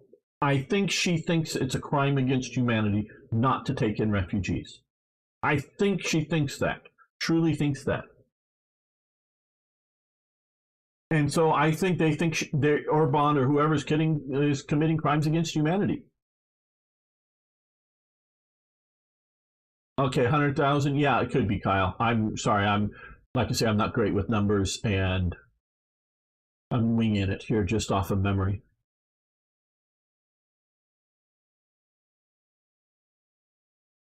Yeah, I hear you, Ragar, about veto powers. Yeah. Well, whether it's crimes, whether it's diversity or simply taking in refugees, however it is, they actually think it's a crime against humanity. That's their viewpoint. Okay, Mr. Duck, I know we're going long, but I'm hopefully you'll come back. Yep, come back in a while when you can. Let's make an episode.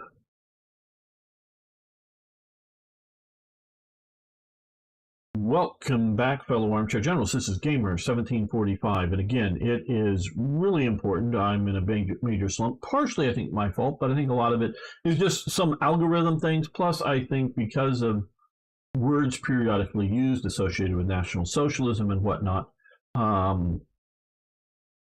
do sort of get the channel suppressed. And I think it is really, quite honestly, mostly various computer things. But it really helps if you guys smash that like button. If you're new here, please subscribe. Comment below, just saying hi, gamer. That's wonderful because I'll say hi back to you, and that shows engagement. And it also radically helps even more if you can just share this on some other social media. Put this out there somewhere. You could do that. I really love to grow the channel. That's the big thing I really want to do. So if you could help me with that. But unlike the last sort of special episode, and I'm going to try not to go into the more modern politics and things, we are going to continue to play. I know we've barely got into things here. We are sinking, and we are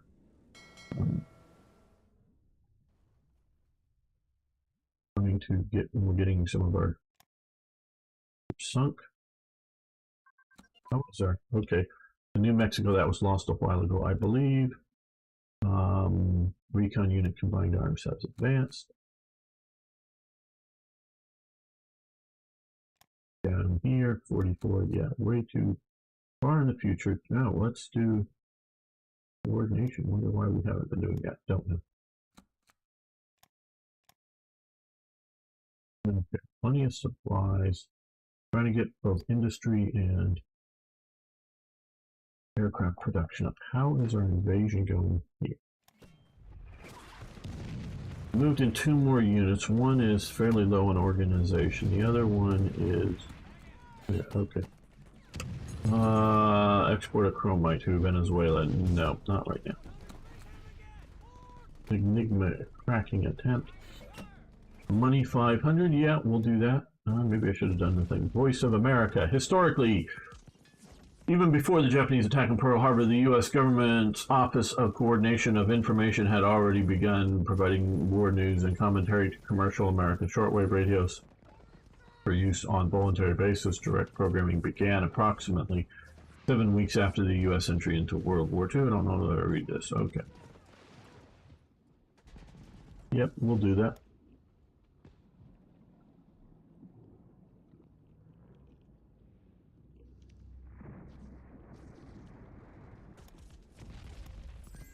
What I'm hoping is that we get this, yes, we can run our own supplies into Eritrea there.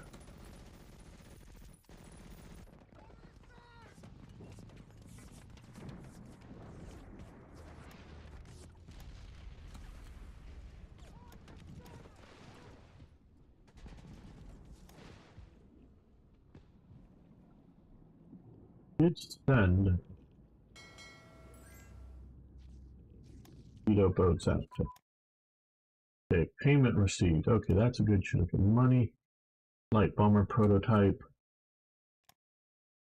which is grayed out, but allows me to start researching it here. Yeah, it does sort of sound like a human organ. No, I've not played Red Orchestra. 2 or 1 or any of them, as far as I can remember.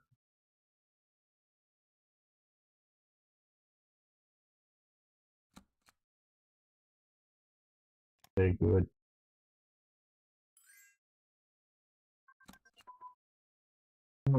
Um, well, President, we successfully blockaded our enemies. I was hoping to do that off of midway there, but I don't know if we ever really got that done. Okay, supply organizations have advanced. Nice. That here. Okay. Twin engine fighter prototype advance, which means we will move the research to there. Artillery unit combined arms.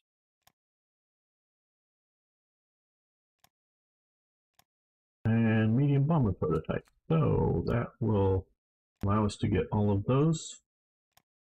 Researching transport airplanes.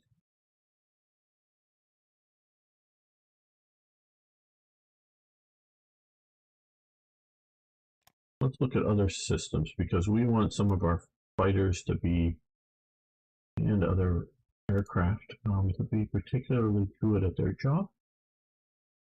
But we've got a lot more. Okay, what I think has happened is there's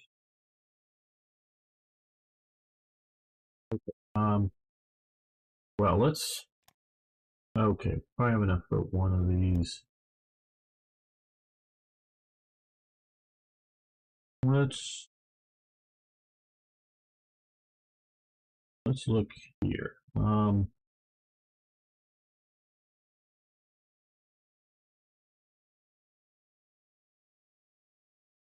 We'll see about the radio shows after this, but I don't think we need to worry too much about revolt risk. The money, of course, is nice. Research efficiency, counter-espionage, foreign ministry, imperial war ministry. I think imperial war ministry is basically the Pentagon here. Let's get the imperial war ministry. Okay, imperial ministry of war. Now they keep changing the title between these different. I think yes. Okay. Okay, only 1,000 money. A lot of supplies, gain a bit of dissent. All right.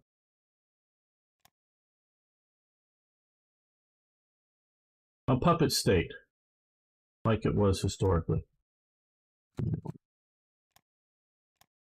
And it was a puppet state at the time. Meaning it had its own president, had its own government, but yes, all of that was overseen by America. You know, it was a protectorate. It wasn't really a colony.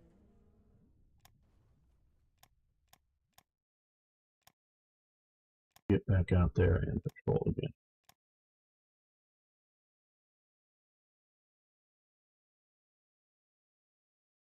But we do have, these are Filipino troops. We do have some of our troops out here. Okay, war ministry happens. Great.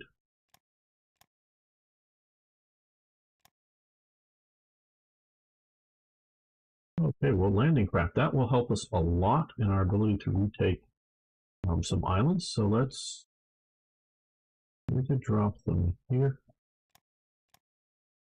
We'll get them moving at least with some sort of escort. So it doesn't really matter the leader. We'll attach them to something else.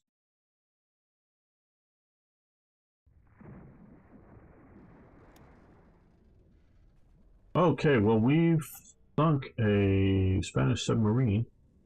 Go to right off here. Okay. RDDs, which are in good shape.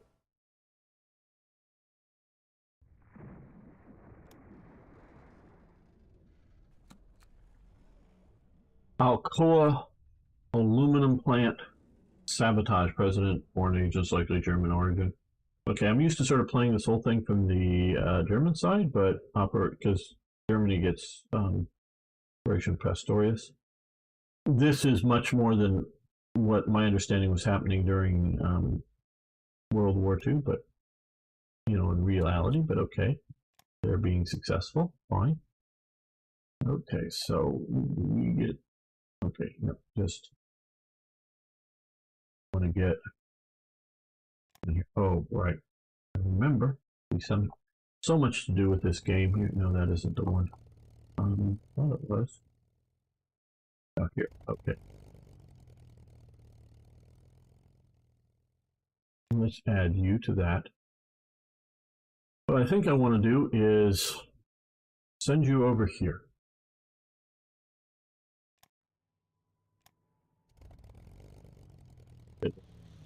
Okay, so Britain is having some.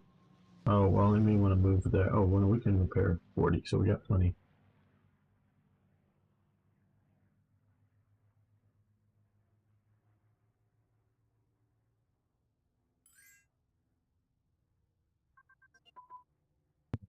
Logistical warfare, very good.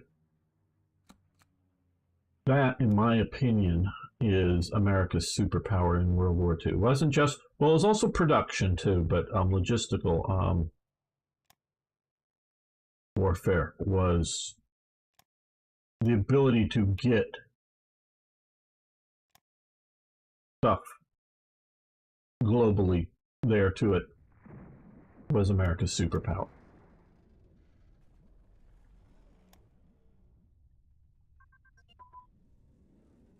And our enemies, like Japan and Germany, just did not understand what was going to be able to come down on top of them. It's one thing to be able to produce it. Will unit training there? Yeah. Okay, we'll let that continue. One thing to be able to produce it. It's another thing to effectively get it to the front lines in, you know, obscure corners of the globe.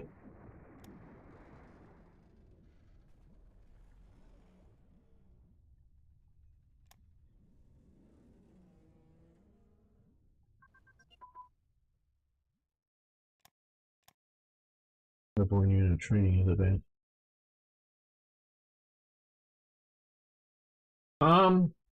I don't know. Now we got these 10 bombers. Yeah, and I have not used them yet. Partially waiting. Let's attach these guys to the 8th Air Force here. Partially waiting for these guys to get over here and get organized now, or somebody like them. I'm planning on night bombing Germany. And so I'm going to see about doing this.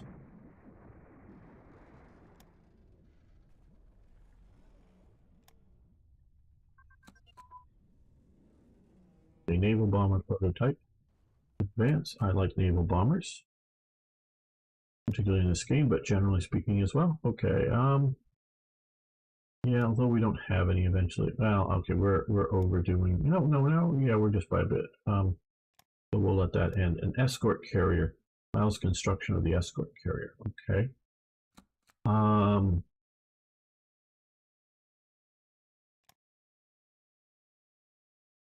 Your carriers. You just sort of presume, but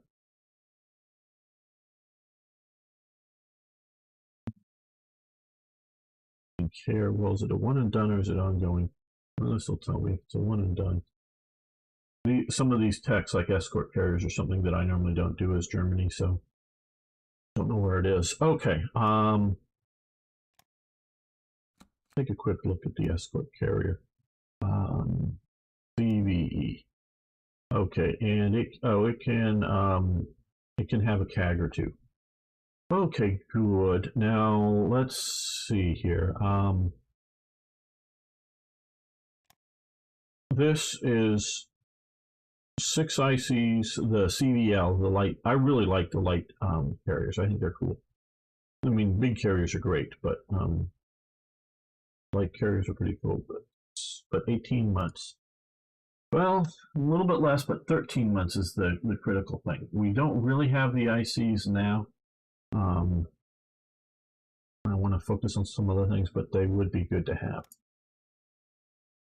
Historically, a lot of those guys were conversion jobs from either already built or ships being built, in production that were converted.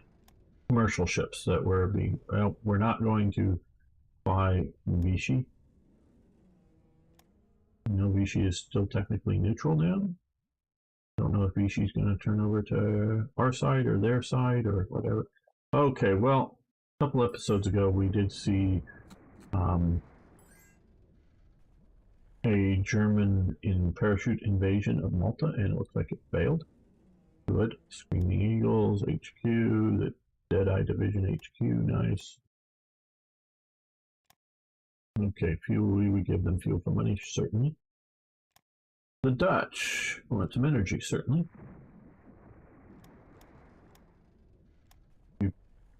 Let's look here. We sunk a fleet that I spotted coming in. Oh, we got another something out here.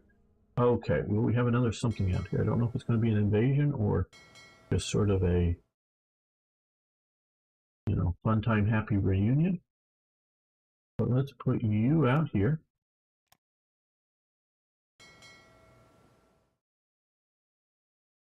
Right.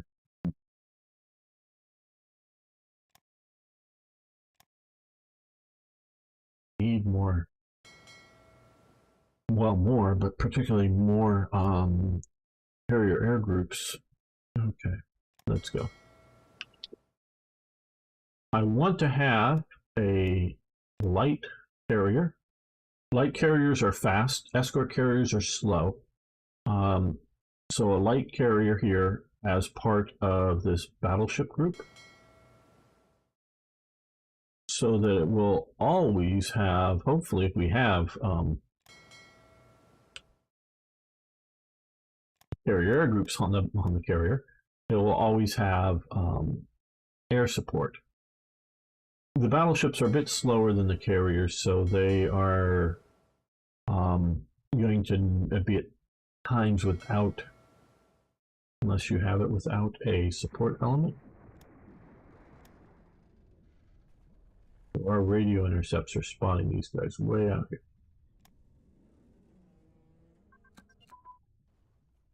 Thunderbolt, sure. We'll build up our army someday. Small arms advance, very nice.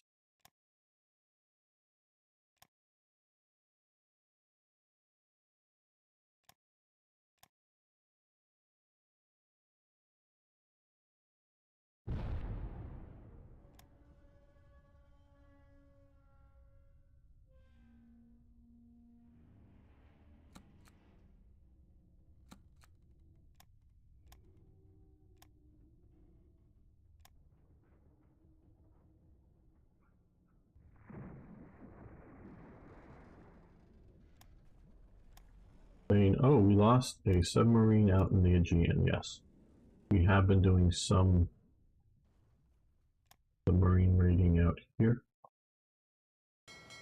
We still have a few more. Don't know. I think that is as in, I'm thinking at least that's as in the Allies. Not necessarily us. Let's keep this up. I'm trying to do these passive, so if they get damaged, they come home, which they will if they successfully get out of combat, and try to get out of combat with surface units.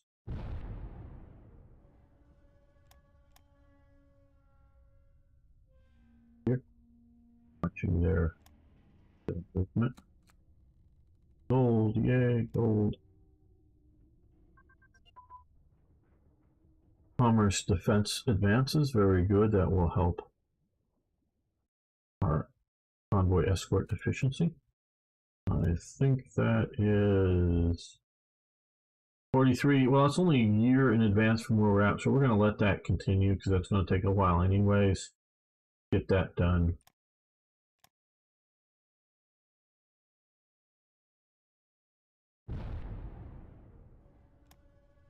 Scotland there. Yeah, it looks like they're coming for another invasion here. Yes, you can have metal.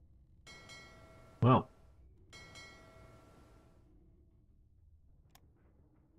put you to sea here because you'll still be somewhat useful. You're very useful. Okay, small fuel tank and small air firing, which is nice. Okay,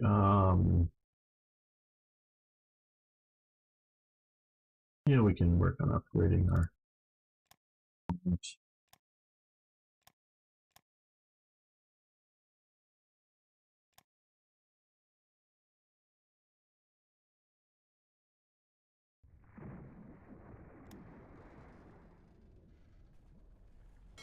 Put it in there, so we'll add more to it. Hopefully we get to destroy whatever's coming here. Okay, destroyer class is advanced.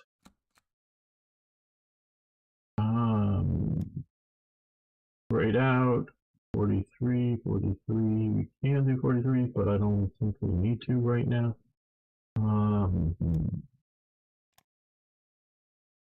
Sniper warfare, that would be helpful. Or we can watch that coming battle. I wanted to just check on these guys. That's already moved into the reserves, and we already see. That's what I was worried about. What was going to happen here? Just took too long to get ashore, and we didn't. That would have maybe been if we're truly getting that there's nobody there. The reason I didn't come here was that would be probably because we'd be liberating a British port. Britain does not have enough transports. Is why we are seeing this red here. We're going to head back to there.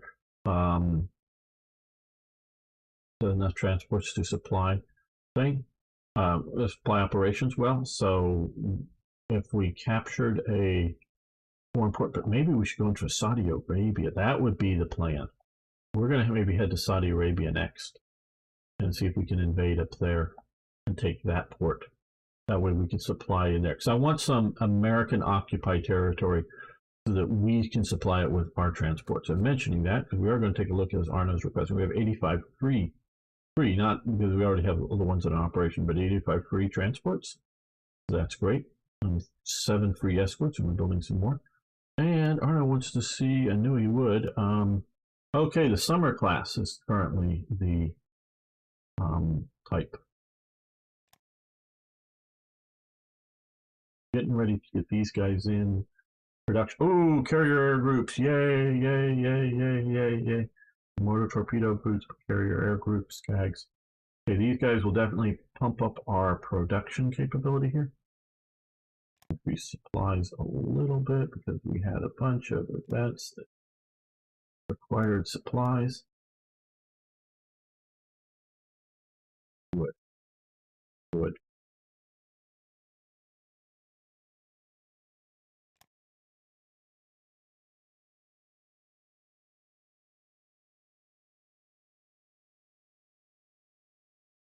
2 singletons to go on the CVLs, so we'll drop them here.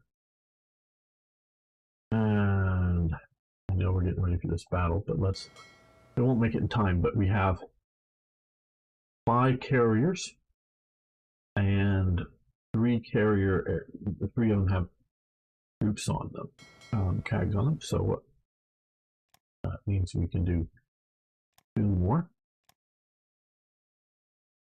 Just to there.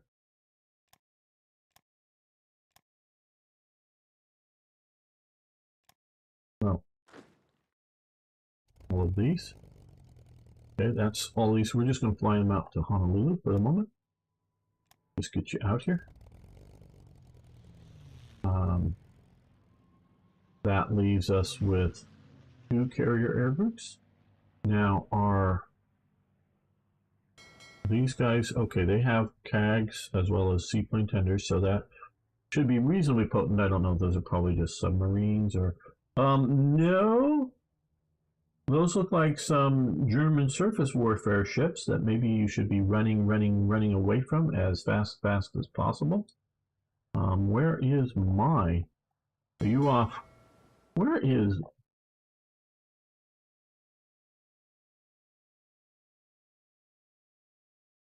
my fleet out here? I have a fleet out here. I know I do. Are you shadowing some submarines off? Yeah, you were out shadowing something or other. They've got that. See, that's what I wanted to run into this thing, because we can see here all of those, Gneisenau, Bismarck, yeah, run away. Run away. Yeah, let's rebase to Jaffa Flow. Just get out. Don't patrol. Don't try to get into trouble. Your carrier air group might be useful in all of that. Okay, well, but run into port.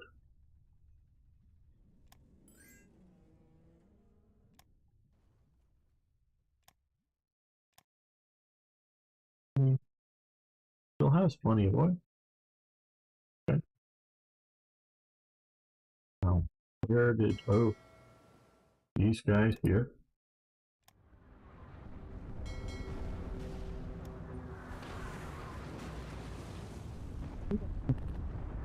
Get done with your battle. Oh, oh, we sort of missed it. Okay, well, they came in here. We took out a liner, which presumably had some troops on it. A heavy cruiser and destroyer. Now, okay, their air group's doing good. They're doing good. They're a little messed up. So these guys go back to port. We don't need to stress out on that. They look like they're going down to here. So we're going to maybe beat them down to there.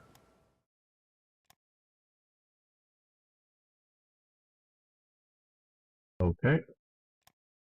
Here, well, they did. We took out 2 German long-range submarines. But you guys are going to go back up to Scapa Flow. I want you patrolling out here, because that's where the menace of those German heavy surface ships are. And I think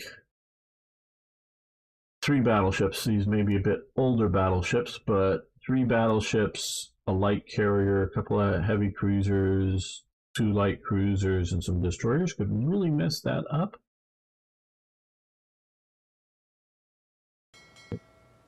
What happened to that fleet? Did that maybe it just all died? Was it that small of a fleet? No, okay. Self-stealing fuel tanks. Okay, yeah, we basically go back to there. Okay, we've got more done, more motor torpedo boats and whatnot. Okay, and more industry, which will mean more industry, but also we're not having to produce. Okay, well,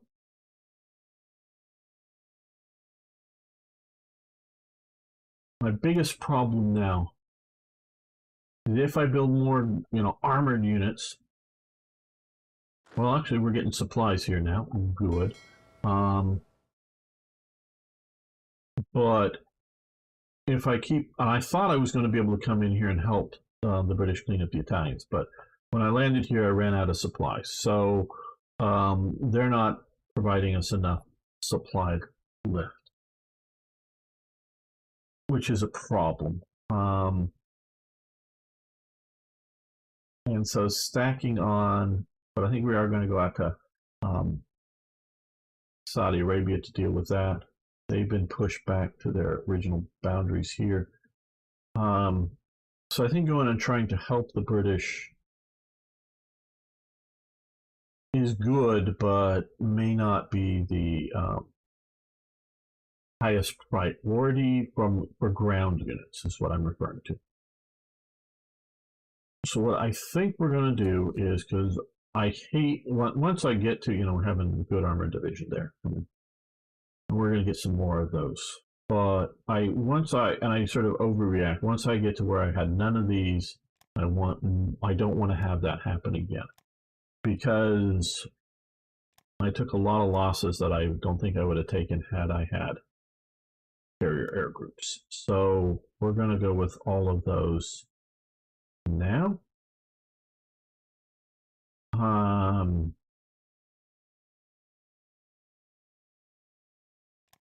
I really want to try to reduce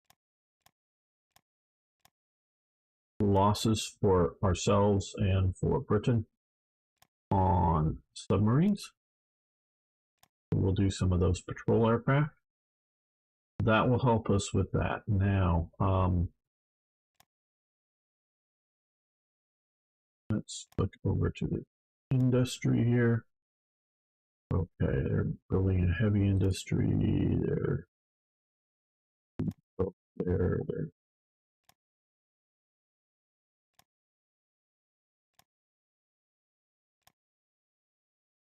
to do a. Oh, let's do a regular. I know it's one more. Not going to be in production today, but we could do it. Louisville, Kentucky.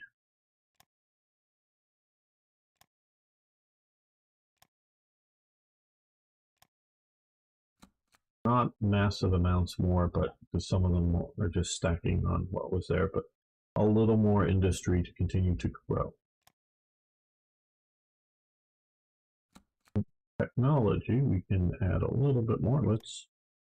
Right. Okay. Assault concentration, attritional warfare, better organization, artillery flexibility. Let's do artillery flexibility.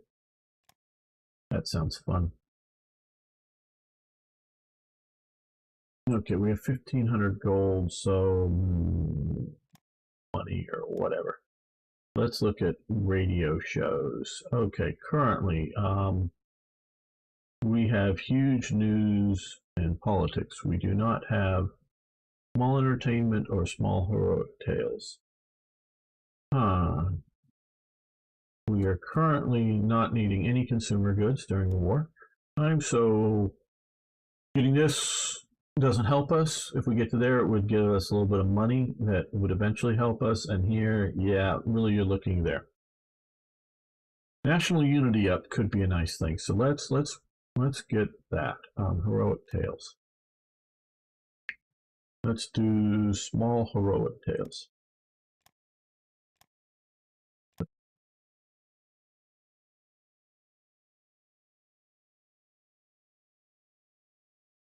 That looks like they may be down to just the headquarters unit.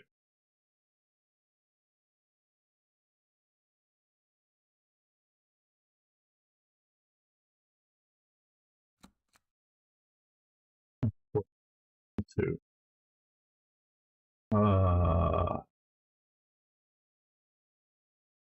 Yeah, okay.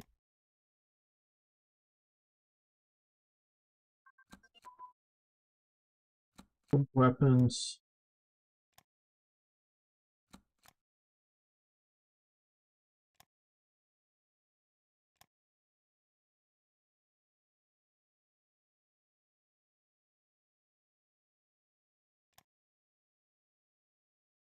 Yeah, I don't know. Oh, but we'll do that.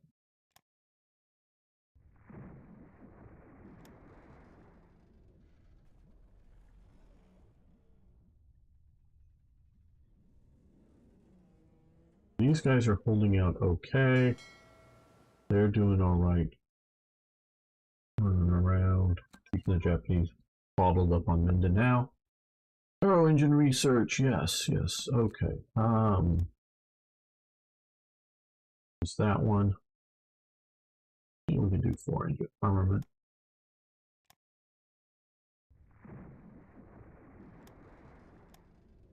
Got a Saudi Arabia ship up here. How interesting. Okay, our forces are under attack. Here, where is this?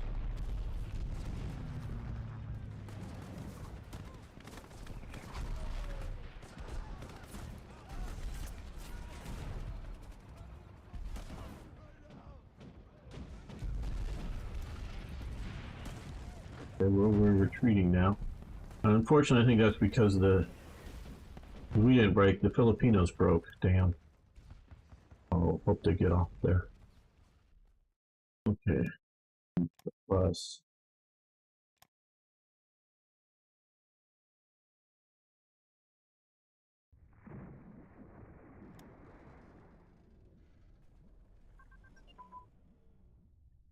Ground attack tactics. You know, we hate that thing called the ground, so we attack it.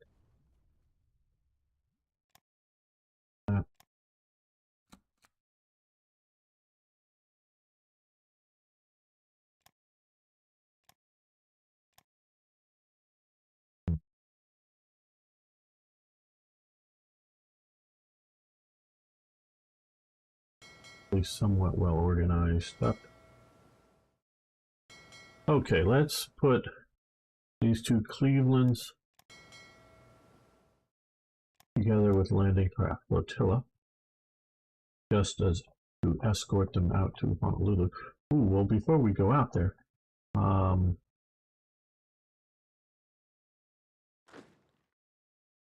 let's move you down to here. We're gonna have to do it. Hello, Schultz Scarface. How you doing? Hopefully, I'm getting that right. Cavalry. Yeah, I don't know. Send that out there. Now here, that over there. Pick a general for this. Yeah, not a Marine Corps general for this Army unit. We'll put in an Army or Marine Corps general for Marine units, but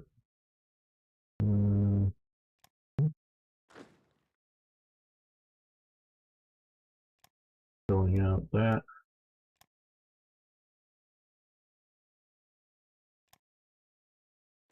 Oh, oh.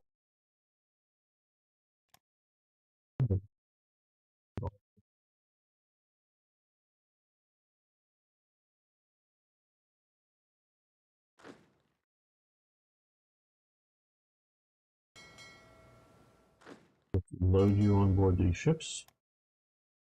Let's rebase this way. Well, we're only having them report some of the engagements, but we can click here and see. I think we're the ones that are doing all of these here. So too, during the past week, three convoys, 2 convoys, and yeah, I would say so. These are Allied convoys being hit. I don't think mine, because I don't see any mine coming through here, but I don't know. Yeah, I would say it's useful. Now, maybe it's more costly than it's worth. I don't know, but we are doing some good here. We could probably let's do this. Don't we have some long range subs out here? Thought so. Maybe not. Maybe they're all over here. Yeah, there's some long range subs. U.S. had some really long range subs. Okay, you come to Honolulu? Well, yeah. Come to the. No, actually, you come all the way out to here. There's another long range sub. Let's get you all the way out to here. I'm going to put these guys operating off Wake and Midway to see if we can kill some more units out there. Typo, just call me Scar. Okay, Scar, I know that can happen.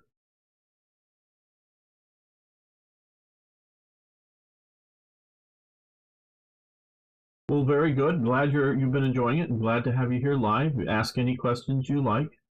I'll do my best to answer them.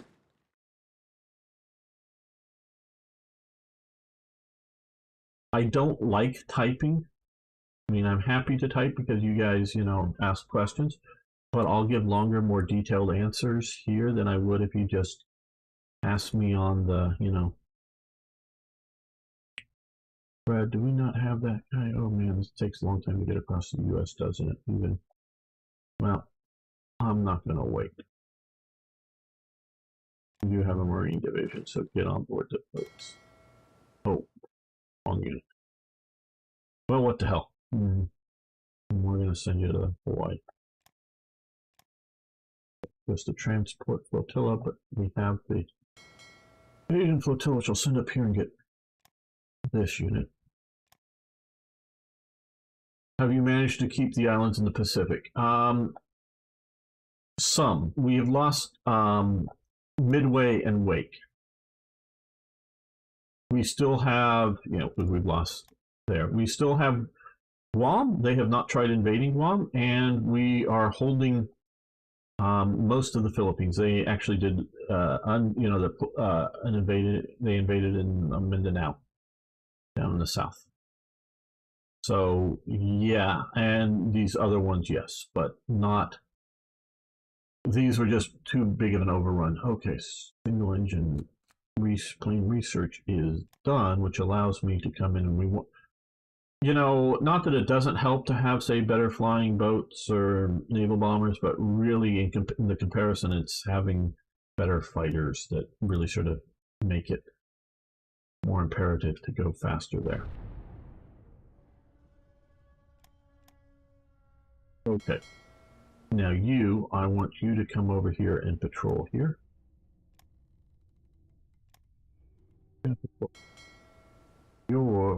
We are having those big, you up here, you're gonna patrol. Big German task forces out there.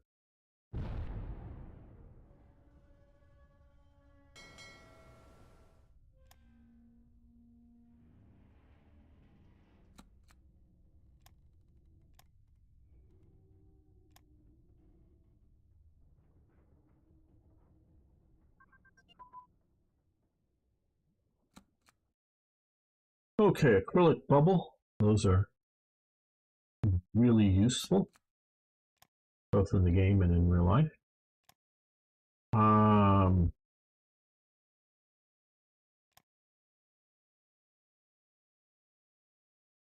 Somewhere here, right here.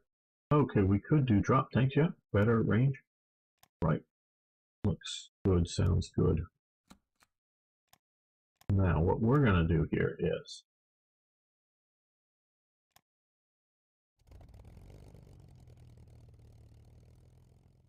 look at an industry map.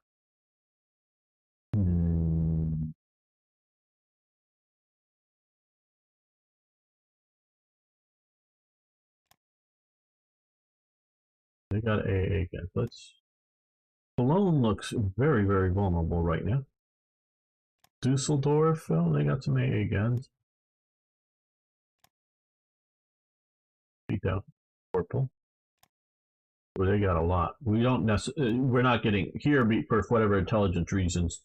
We are getting, you know, some details on size. So let's try a strategic bombing on Cologne. No, we want to go strategic bombing. We want to do it passive. So if we get, we're going to do it night only. And we're going to just go there.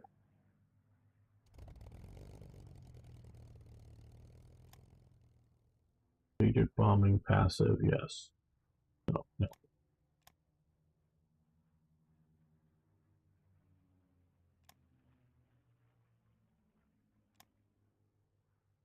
There's an airbase there. It wants to default to runway cratering. Yes, we did. We did try starving it out. Midway we did, but eventually it was ongoing. You'll get there once you get to it through multiple episodes. So long term on and off again sea battle. I'd lost all my carrier air groups, so things didn't work out so well. Okay, let's see now. Can we sort of like escort these guys over here? Nope, they don't have the range yet. How far can we escort? Nope, they can't even get to there. Wow. Okay, well, we're just going to air intercept this area, I guess. So I'm sending out some long-range submarines that are going to come to here, and they're going to patrol off of these islands to try to destroy their transports. Hello, you heathen, it's clearly seen. I've been to Cologne. Colm. That's sort of how I heard it pronounced, Colm, at the time, but you know, what a tourist, no?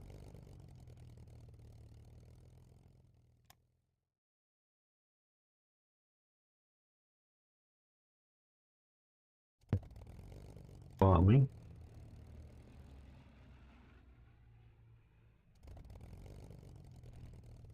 Okay, we're battling now.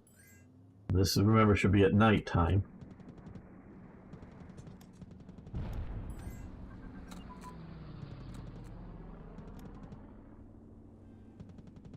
that. Formation of the Corps, sure. Air Force asks for money. Yeah, I make sure we have enough for that. Small heroic tales. Yeah, 1,000 money. Infantry guns. Yes. Good. Pretty soon we'll be doing those to improve our infantry. Yep.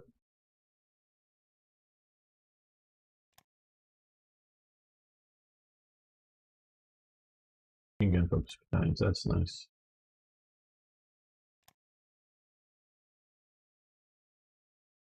Yeah, well, I'm going to be sending some long-range subs off there. Japanese float plane drops incendiary bombs on U.S. forests near Brookings, Oregon. The forest failed to ignite. Blackout drills are stepped up along the U.S. Pacific coast. Now, these Japanese that did this don't understand something about a lot of these forests in here. I have been there. I'm a Californian, but I've been up to Oregon a few times. A lot of those are redwood forests, guys. Redwood forest. Redwood doesn't really burn. Yeah, you can get a little bit of a fire going, but yeah, most of the tree doesn't burn. So yeah, it's not maybe the best plan. Okay, we gain some dissent, but gain a lot of national unity, which we could use. Very good. Okay, yes, you want a new submarine T group. Okay, yes, we have improved our submarine categories off the. What small arms are we using now? Well, I don't know if it really says. It just sort of, we look here. Yeah, mechanized infantry. Let's look at infantry. I mean, the guy's picture here is with a M3 grease gun. That wouldn't be what the 42. So I don't know what this really means. These are very nebulous. Well, good to have you back, Mr. Duck. No, redwood. No, redwood is its own. It is not a pine. It is its own tree. Redwoods. They're huge trees, meaning there's like one tree that's alive and big and tall. You can drive a car through a hole that someone sort of cut through the thing. Not a huge truck, not even like a van, but a car you could drive through it.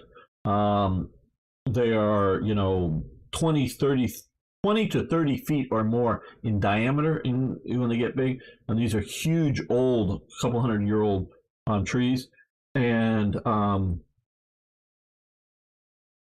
various reasons, and that's why I often make outdoor decks and whatnot out of redwood, it doesn't catch fire very easily. And redwood trees, partially because their bark and whatnot, won't burn. So like all the leaves and whatever on the ground would sort of burn. Well, the trees themselves don't, the leaves might burn off, but those leaves are mostly very high up in the air because it's a dense forest. So picture a forest. There are some fallen over trees, but you can look quite a ways, and most of the trees are, say, 6 feet to somewhere between 6 feet and 20 feet in diameter. Big trees. A lot of them are like 6 feet in diameter or more. Only a few get really mega big. But then there's nothing there other than these trees because it's just all sort of dead foliage below it. And all the leaves are really high because they want to get up, where there's sunlight up top. So it's this sort of, forest of very few bushes because there's, not enough light filtering down for them. And so it's sort of like an endless cave or something, if you will, with light filtering down. It's not dark, but it's not bright either. Dark filtering down, and yeah, you go up high enough elevations, but those will be inland more, where you'll get the pine elevations. Yeah, there are some coastal pine varieties along the U.S. coast here, right down at sea level. But redwoods are really sort of big, and so yeah, that is not probably for just a few shots. Oh, and it rains a lot in Oregon and Washington State, a lot up here. It's basically rainforests. Yeah, they're rainforests, not tropical rainforests, but they're temperate rainforests as well. So you're not really gonna, I'm not saying it can't happen, but it's not likely to just you put a few incendiary shells off of a submarine and create some big forest fire. It could happen, and lightning strikes do get to be problems at times, but it's not that big of a thing. Um, Might be the M1A1 now. Well, no, it would be the M1 Garand. The M1A1 is. Oh, you mean the submachine gun M1A1? Yeah, that might be coming in. The M1A1 is the simplified Thompson, the most simplified, as opposed to the M1 Thompson. Yeah, if you're talking that. Timeless, what are you guys talking about? Gamer's talking about trees while he's talking about. No, he's talking about submachine guns. We were talking about a Japanese uh, launched a airplane from a submarine that can launch aircraft and tried to bomb the forest to try to start a forest fire. M1A1 carbine. Okay, yeah, it would be the M1 carbine this early. Eventually, yeah, the A1 sort of does come in. Really confusing. The Army for a while there. M1 helmet, M1 jacket, M1 boots, M1 Grand, M1 Thompson, M1, M1, M1, M1, M1. So when someone says, hand me that M1, you have absolutely no idea of what they're talking about. Well, no, I don't want you. Get off of those boats because those aren't going to go anywhere. You go somewhere else so that I can rebase over there. Get off the. Yeah, eventually they figured out it was a problem and stopped it, but did some stuff on sort of like year base, what year it was adopted. It varied, but yeah. It was too much. Okay, now you go out to sea. I want to be sure of this. Guatemala, yes, you can have metal. Guatemala. Be happy, have metal. Pause. Okay, here yes. Rebase the carrier, yes. Infantry anti-tank weapons, which opens up a bunch of options, and we're going to stop that and move over to here. Get that going. Okay, small heroic tales, very good. Outlaw the communist parties. Today, Parliament will consider, Congress will consider last week's proposal for outlawing the Communist Party made by a member of Parliament known for his conservatism tendencies are.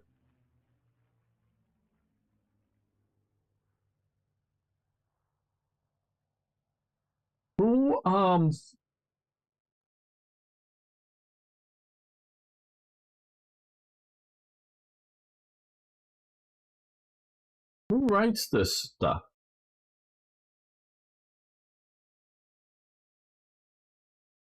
Okay, I'm not an expert on the 1940s or 50s on all the stuff.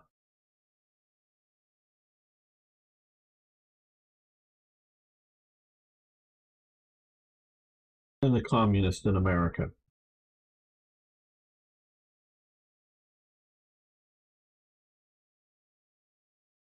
They were worried about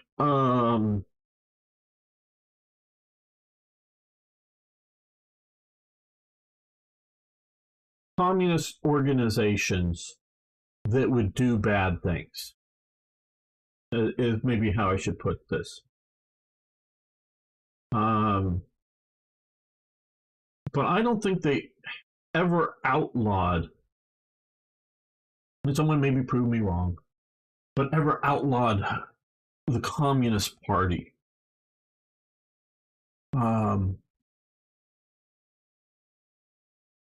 Just love the M1 mark, British. Yeah, British had their things. Yeah, well, yeah, okay. See, now sometimes America does things that are later found to be unconstitutional, like banning guns.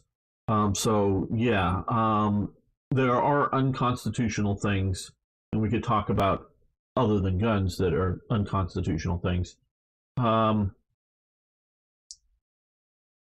so because definitely know that they were hunting down Communist Party organizations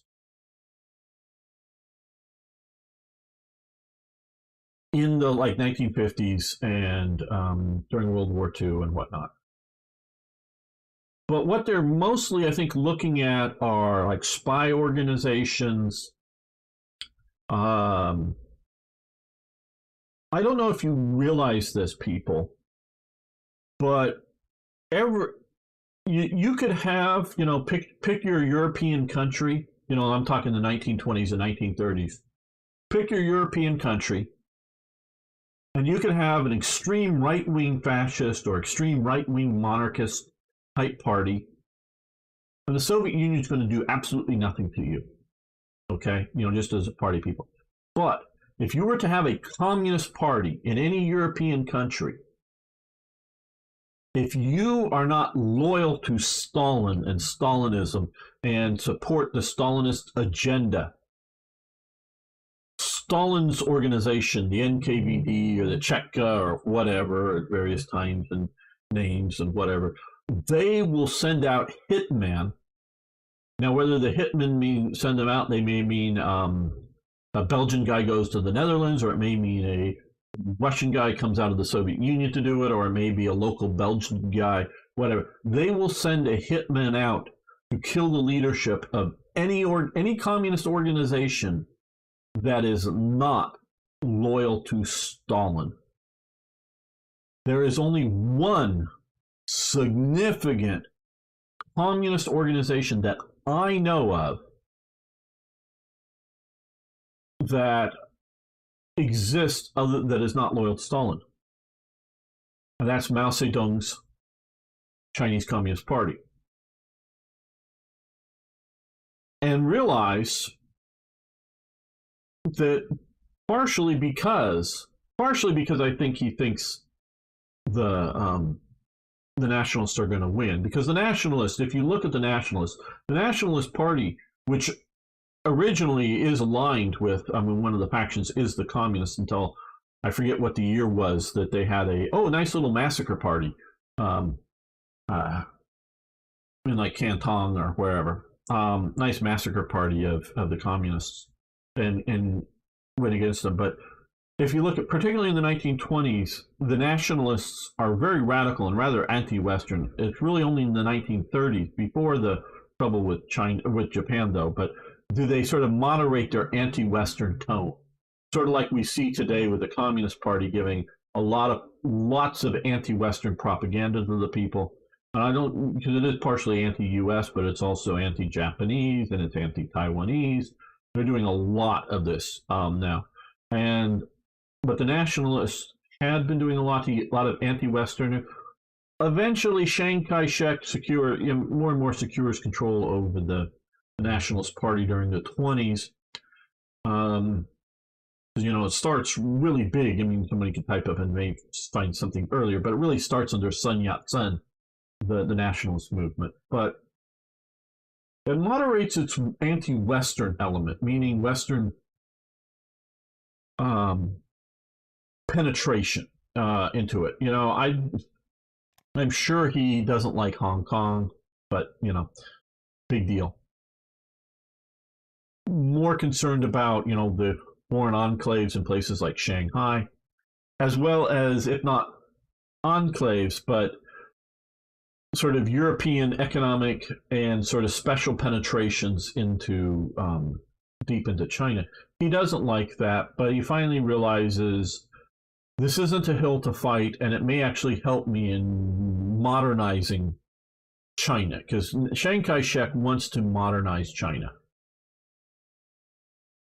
And so, whatever, however good or evil he may be as a person, I think it's more that he was, all the bad things he may or may not have done, because some of it may be propaganda, and I don't know, is just dealing with tough situations. But put a good man into the situation of, hey, yeah, we've got a bunch of these rioters. We don't have a prison to put them in. Well, they're going to keep rioting. Okay, we've got to shoot them. To a point, it's like, because they're causing too much trouble, we have to have stability, kind of thing. And so if we can't lock them up because we don't have enough prisons, what do? You try not to have your country in that circumstance in the first place, but you sometimes get in power in a country that is.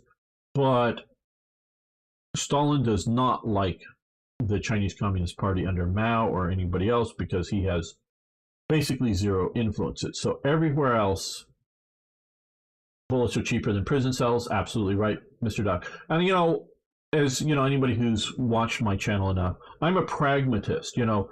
What can't, I mean, what ideally would be good, and we're talking somebody's rioting, so they're not just that they're standing in the street shouting, but they're burning down buildings and they're destroying property. They're probably killing people. So these are people committing criminal acts. Of course, best option at that point is to arrest them and lock them up. But can you do that, in the reality of the situation? And if these people are going to keep doing this, or if not that exact same person because he was pissed off over one thing, but if rioters know that, in China they get away with this stuff, well, so you probably need to shoot a few people or a bunch of people. The Cheka was created before Stalin's ruling. Okay, yeah, let me go. Yeah, I don't know. I'm aware they did try killing my great-grandfather who was a communist and wanted to take labor further left. Yes, well, I'm not happy that your great-grandfather was a communist, but good thing that he didn't get killed by Stalin's minions. So yeah, Stalin is more concerned about controlling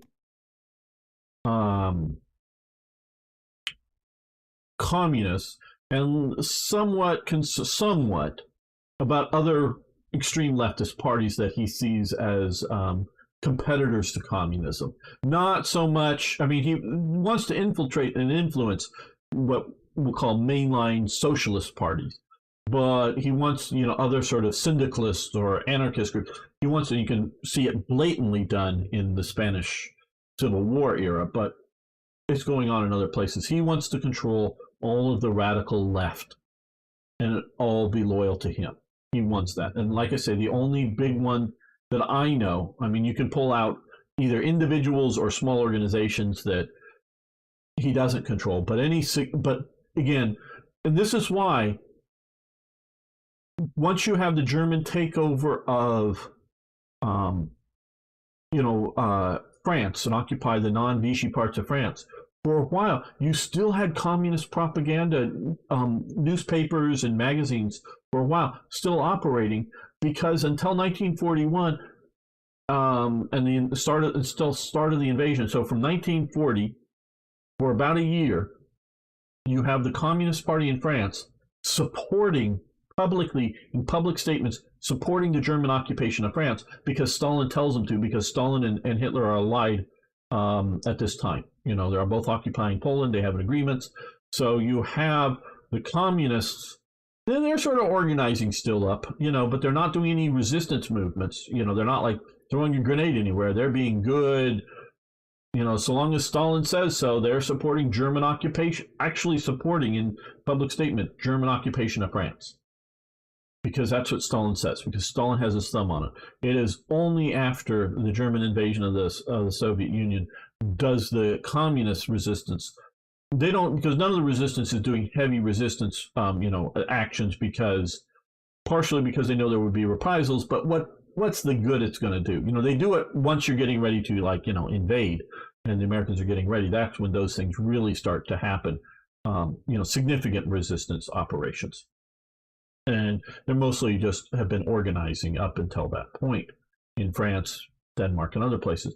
So for a while, you have the communist resistance, the communist parties, particularly in France. I just know it because I've read of it, and very well maybe in other places, that support the Nazis because Stalin says so. And they'll flip on the dime either way. They'll be, they're actively putting out propaganda against the Nazis, against Germany, until the Ribbentrop-Molotov pact is signed. Then the communists are on Hitler's side because it's within a couple of weeks that the invasion of Poland starts and the Soviet Union's invading as well. So then the parties all flip to, hey, yeah, Hitler, Stalin, they're cool dudes, yeah, doing cool, and then they flip on a dime again. So that is known, okay? Those that, J. Edgar Hoover of the FBI knows of this stuff. Now, how well does he know it in America? I don't know, but he knows it. So he knows, people like J. Edgar Hoover and these other people that know that the Communist Party in America is in essence controlled by the Soviet Union. So they know it is a foreign infiltration party. So that is deeper than just simply being a political party that is communism. Now, of course, they are also trying to keep communists out of the government. It's sort of like,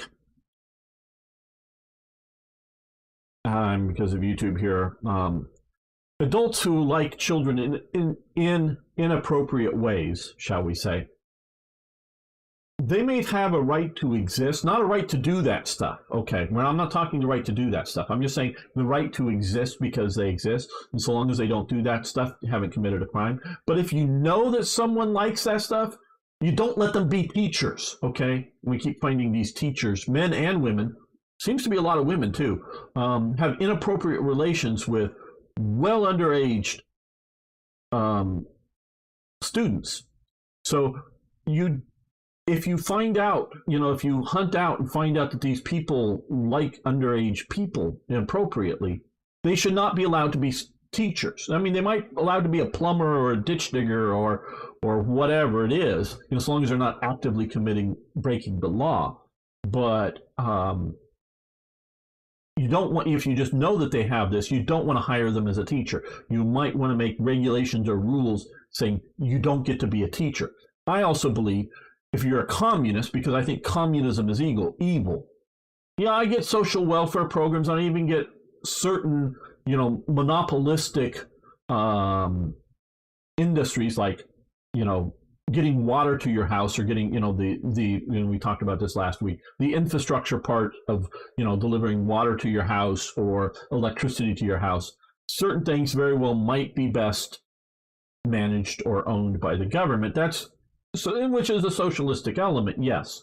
I'm not a pure ideological, but communism is evil, I believe. So I don't want communists near children, okay, because they will infect the children with communism. I know there's maybe a few communists watching this channel. Well, I'm happy that you're here. I'm happy that you're willing to at least hear an opposing viewpoint. But I think communism is evil. If you've watched enough episodes, you know why. And I don't want you around the schools. Now, in America, you have the right to have a private school. So if you want to have a private school, not a government-funded school, and, the Communist Party school that will teach it, okay, yeah, you can get to do it because that's, your right as an individual to set up a private school and teach communism. Fine, but I don't want you around a government school. Okay, I also don't want you, which there are a lot of communists, not just left or socialists, but there's a lot of communists running different elements, local governments, national government within America. I don't want you in my government either. Doesn't mean you don't have the right to exist, but you do not have the right in America to be a government employee. Again, if you are doing something, in my opinion, inappropriate, like being a communist, like other things, if you're known to be a fraudster, you commit identity theft, I'm not going to allow you to go, oh, well, he served his time. He went to prison for identity theft. He served his time.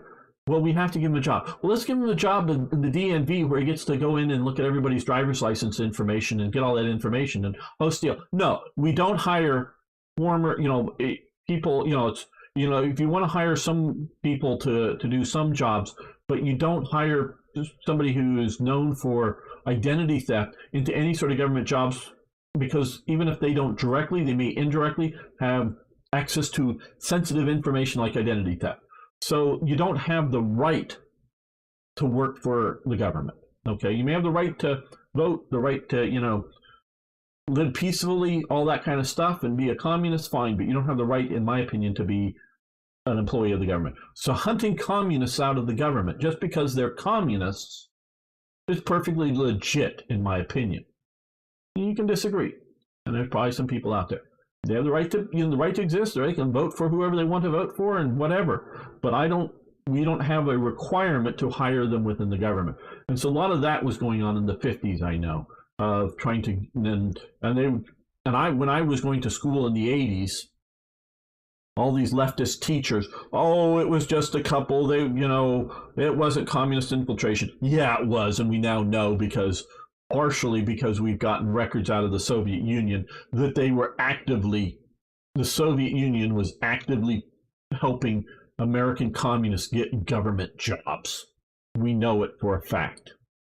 That they didn't know back in the 80s because the Soviet Union still existed, but we know that they were doing it. And they're still in the government to this day, which, is just as bad, literally, in my opinion, just as bad, if not worse, than, oh, that's a Nazi guy in my government. I don't want to hire Nazis either. They get to exist. They can goose step around, but if they beat anybody up, that's illegal. But they get to exist, and I don't want them in the government. I don't want them teaching in schools, so I don't want the communists. And now that I've alienated 20% of my audience, let's see what the rest have to say here. Scroll back up. Okay, the Soviets didn't kill most political prisoners. Probably what they used was exile system existed. Okay, well, yeah, that's sort of internally, but I was talking about externally organizations that they would kill. Forced labor, yes. Strong, yes. A person in a much played War Thunder prototype.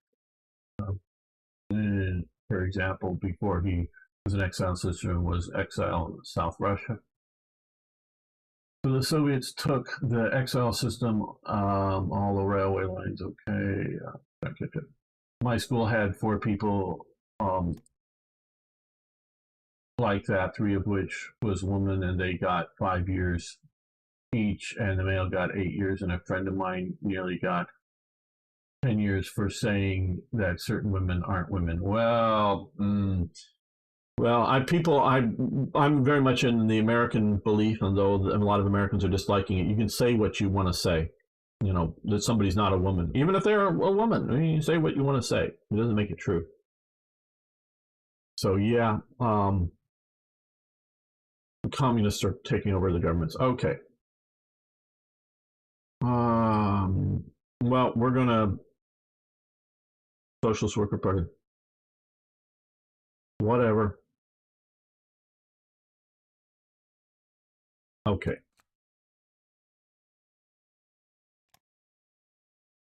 See, I hate this event. What's happened here? I passionately hate this event. Because, as we notice, Parliament, obviously this is a generic event that isn't targeted at America, because obviously America does not have a parliament. We do not, to the best of my knowledge, have any parliaments anywhere in America. We have assemblies, we have congresses, senates, like in the different states. I don't think we have any state parliaments even. That's what I'm talking about.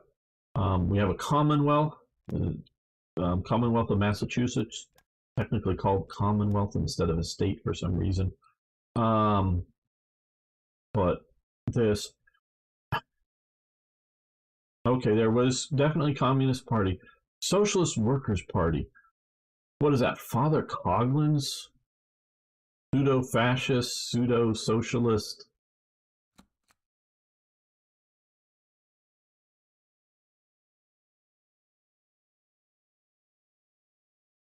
Radicals. I don't know, because there's really socialism really starts to big time. The Democratic Party has always, in American politics, going back to as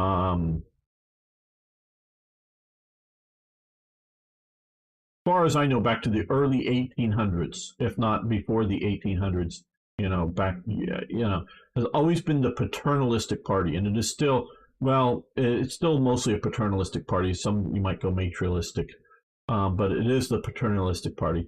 It really is only with Wilson do you get to really start to see socialism coming into the Democratic Party. It's always been populist.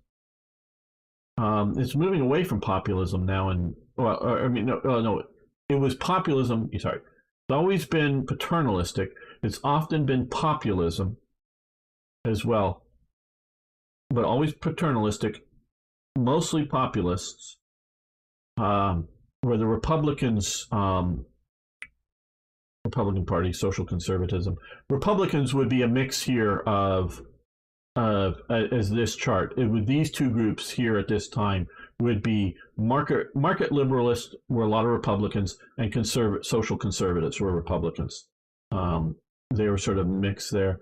Authoritarian. We really don't have authoritarian conservatism. We are We don't really, I mean, as in, I'm talking people that are like, get elected. I'm not talking about some guy who has a party that has 500 members in some big city. I'm talking, actually get elected. We don't have, they're putting America First Committee that they've named this authoritarian conservatism. There was the America First Committee, which was a political movement, not really an elected party. They were not authoritarian. I don't know. It might be conservative, but they weren't authoritarian. Meaning they didn't want government authority. They were just wanted to say, fuck the rest of the world. America for America. We don't care about what happens anywhere else. That's all that they really promoted as an ideology. So you could get, Americans of other viewpoints. It wasn't ideological. I mean, I understand that they just sort of threw in names together.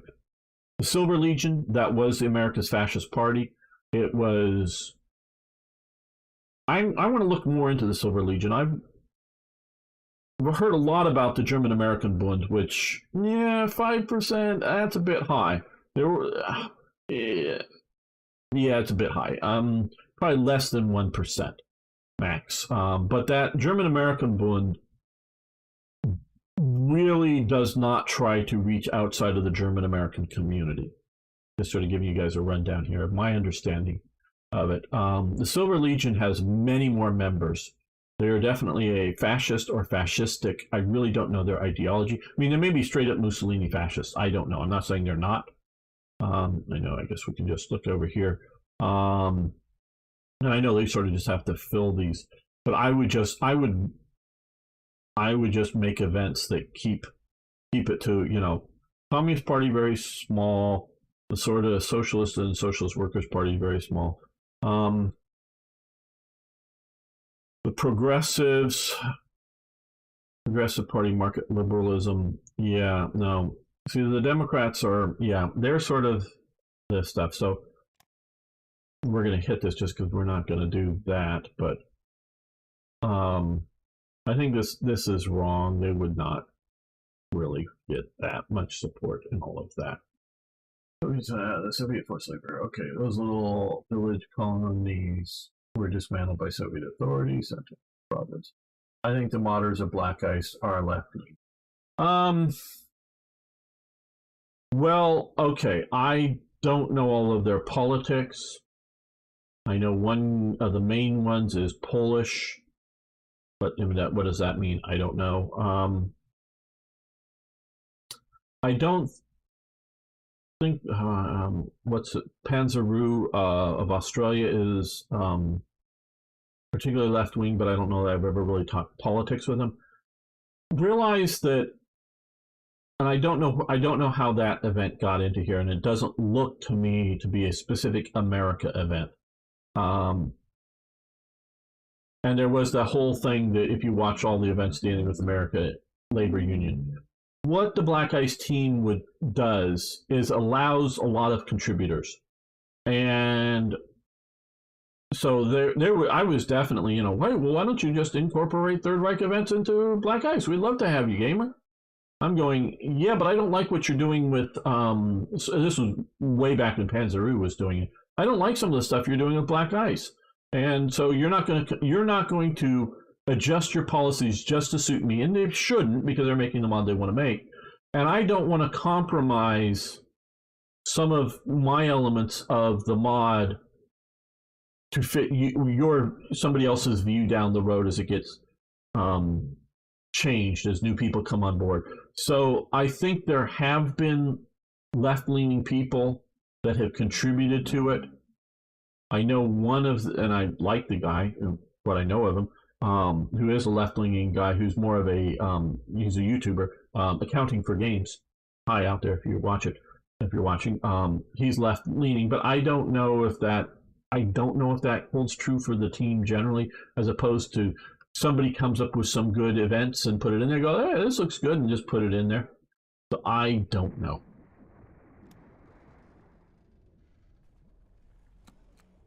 I don't want to, that's a lot of money, okay.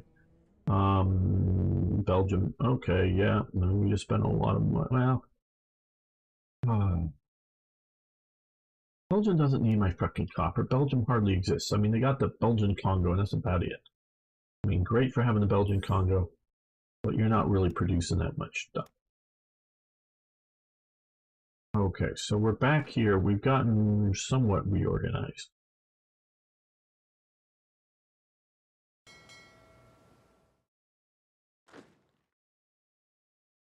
Okay, let's see about this. Get on board the boat. Come up to here and invade. Okay, we can't invade from there. So you guys come over to here. Rebase to here.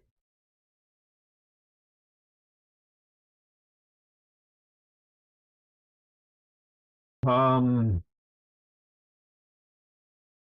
don't know. Probably F-22, but I don't know modern planes, Mr. Duck. Well, I really don't know.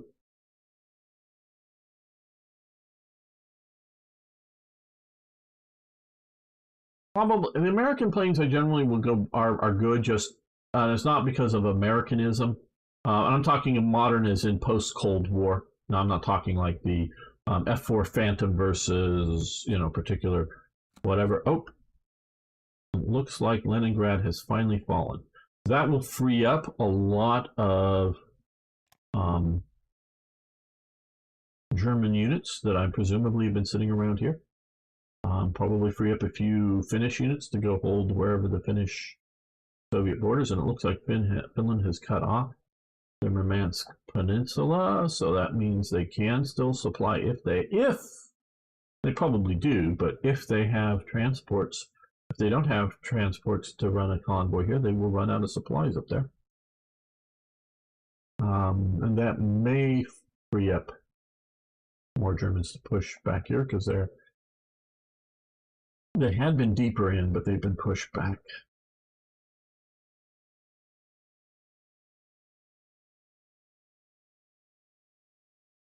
Yeah, I don't know modern aircraft as I don't know aircraft that well as BRs and War Thunder at all. I don't play enough of it to know what's better at the whatever BR. Okay, new air case come in.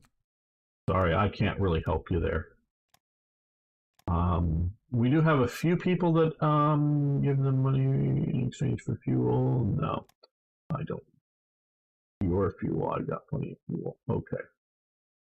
Cougars division here, lots of stuff. Well, I think we're going to end this episode, not the live stream, but the episode here. I want to thank you all so much for making it to this point. You guys who watch the whole thing are really precious to me. I really do thank you. So see you next time for more Hearts of Iron. We do have a few people that play aircraft enough that at some BRs could usefully put in what the qualities are. Scotland as an alt history type thing in the 1920s. Scotland nearly went the same way as Ireland.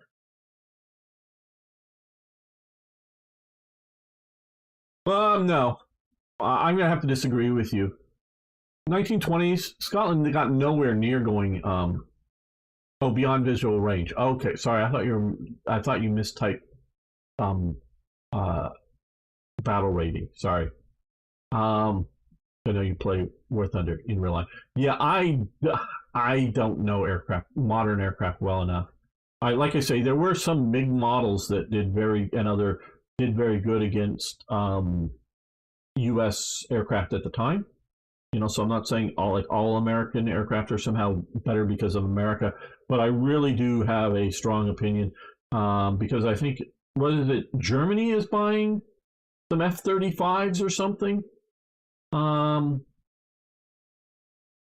think I read that a week or two ago. Instead of buying Eurofighter whatevers. So yeah, I kind of think America's right now top dog on fighter aircraft in the world. Yeah, okay, F-16, A-29, but those are now getting the F-16s are getting older aircraft. Nah, Scar, I lived in Scotland for a while. I worked in the Scottish independence movement. No, I'm not an expert on Scottish independence in the 1920s, particularly, but meaning I knew a lot of the people in the, years ago in the Scottish independence movement. No, Scotland was nowhere near going independent like Ireland. Nowhere near. Nothing like that. I'm not saying there wasn't Scottish independent feeling. There was, but it's more of a minor thing um, compared to Ireland. Um, you do not have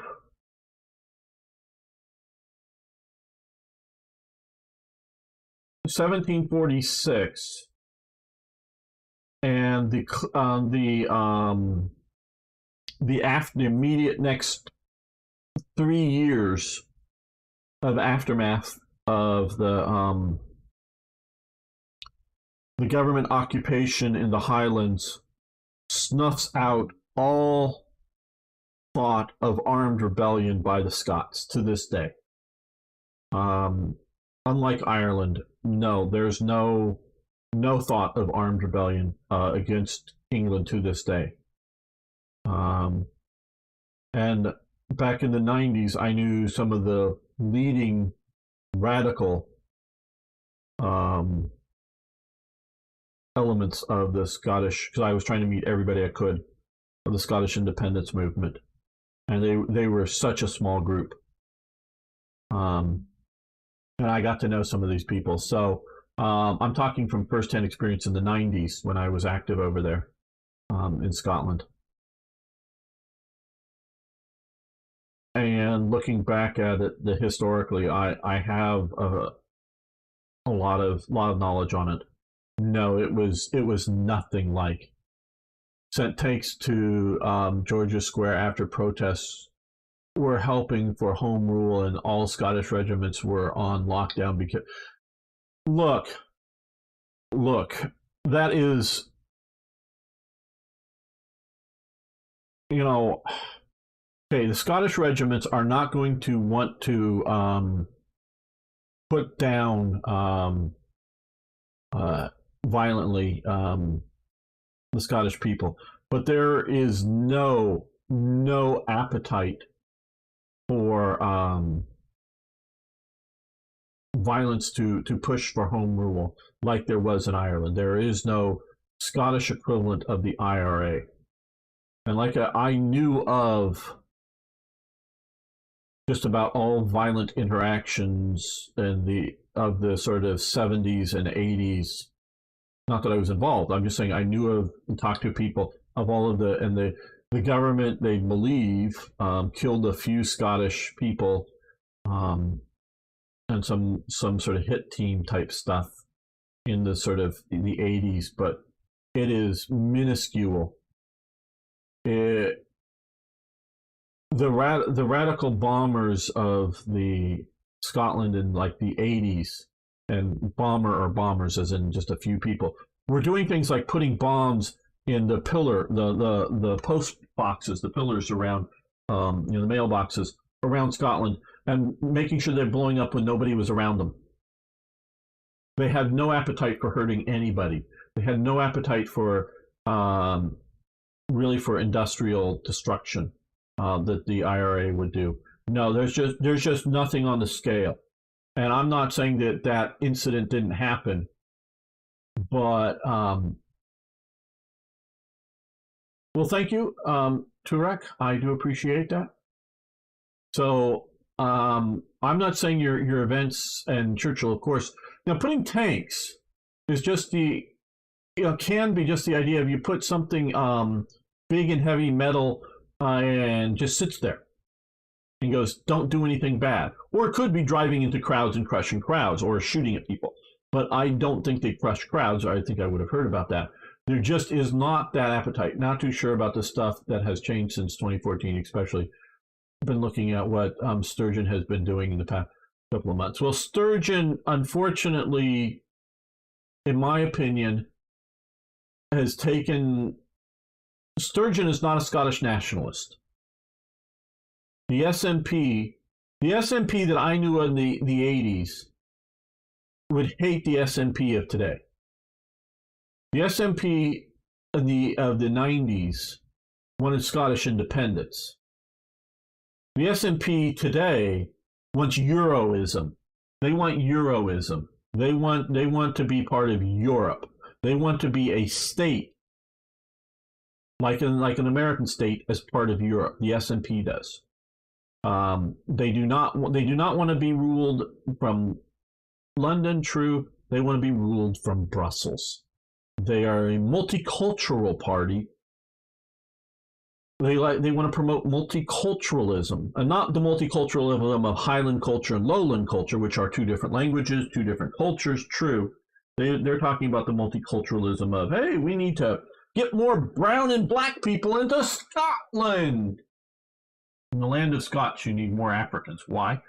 But that's so the people been to Brussels. It's a really nice place. Yeah, but you don't necessarily want to be ruled from it. So yeah, nowhere. And look, you can talk Russell Square or George's Square. Why did I say Russell Square? That's down in London. George's Square. And yes, I lived in Edinburgh. George's Square isn't that big. It doesn't take that many people to fill it up. And so 90% of your people can be at home and pissed off that 10% of the people are out there protesting. Now, World War II changes it, because I knew people of the World War II generation, and they were firmly pro-Britain. Notice my terms, pro-Britain. Oh, we've got a nice little thing going on here. Some subs are going after. Cool. They were firmly pro-Britain, and that's very much because of World War II.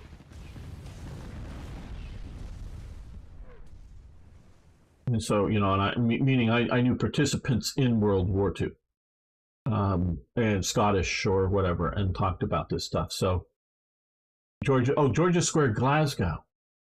Okay, I don't know. I hate Glasgow. God. One of the last times I went to Glasgow, I was living in Edinburgh. I drove over to Glasgow to go look at, you know, this is before the, you know, interwebs and whatnot, and go look for used bookstores and whatnot. But I had some there. I drove around, couldn't get a parking place, so I said, fuck it, and drove back to Edinburgh without getting out of my car in Glasgow, at least. Yeah, no, I hate Glasgow. God. And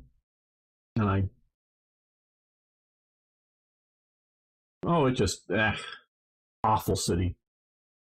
Awful city. At least it was. Probably still is. Have you met Glaswegians? Oh, I met a few nice ones, but yeah.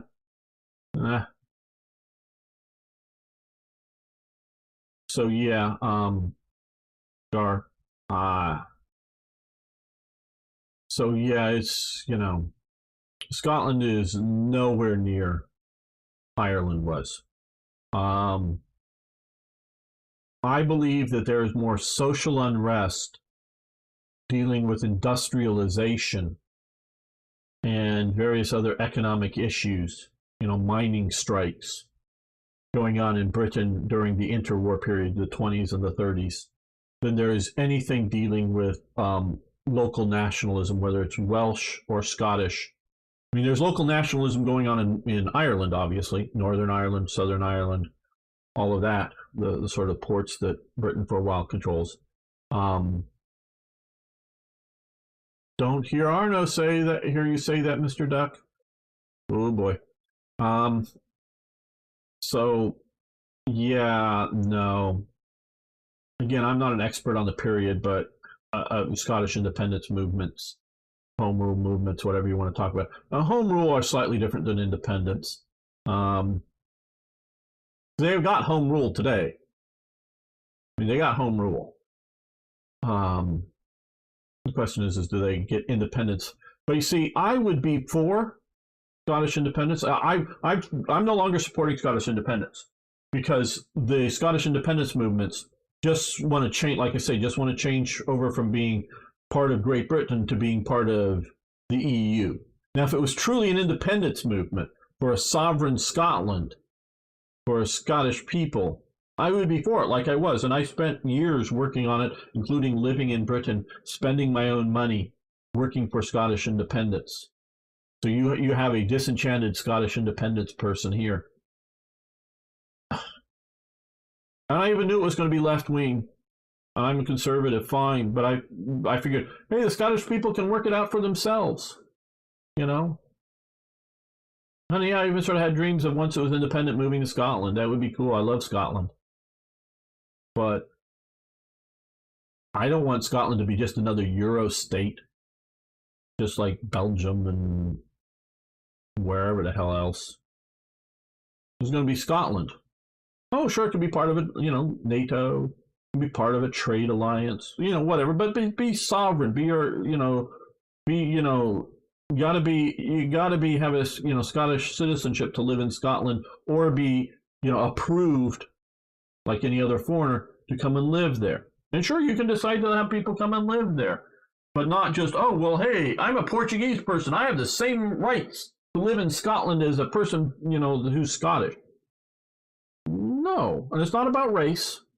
You could say it about Norwegians. I don't want to be flooded. I wouldn't want Scotland to be flooded by Norwegians, because I have some Norwegian friends, or Swedes, or whoever it might be.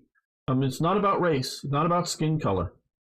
I knew a few people that had darker skin color that were for Scottish independence, that were basically Scottish, that their ancestors had moved there, and they had mostly assimilated into Scottish culture, and they were for Scottish independence. It wasn't about skin color. It's not about race. It's about cultural identity. And cultural identity to me is extremely, I've paused this whole thing to talk about it, is extremely important to me. So I am anti-Scottish independence, because it is better to be part of Britain, because at least lowland Scottish culture is an Anglo culture. It'd be better part of Britain than to be lost in the Euro culture of the continent. So yeah. Hello, Lad88, how you doing? EU citizen, what are we? Okay, but it got better, a whole lot of crap, like most cities. Well, Glasgow may have gotten better. Like I said, it was back in the 90s, just during the conversation. You live in Northern Ireland? Well, cool, good to have you here. We have tons of Portuguese in East Timor. Cool.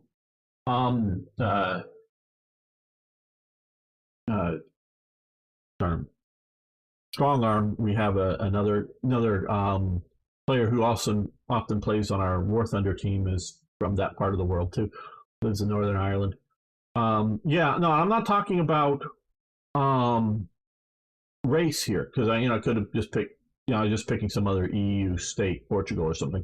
Yeah, no, I don't think any, an independent country, can go, oh, we need, whether it's a person with special talent, or whether we just need more workers, yeah, import them, if you want. But that doesn't make them citizens. Doesn't give them the same rights as the locals. That's what I hate about the EU, is that someplace like Scotland can't decide to go, shit, we just had, we have 5 million people living here. We just had 5 million people from Norway show up for whatever reason.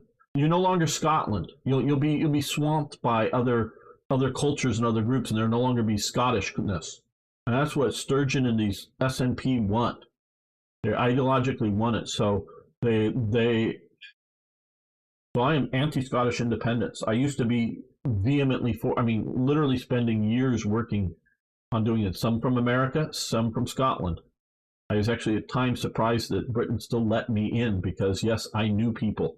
I met with people, and I was informed that yes, they know who some of them were. Some of the government informers were. And they said, yes, you have now been written up for meeting with me.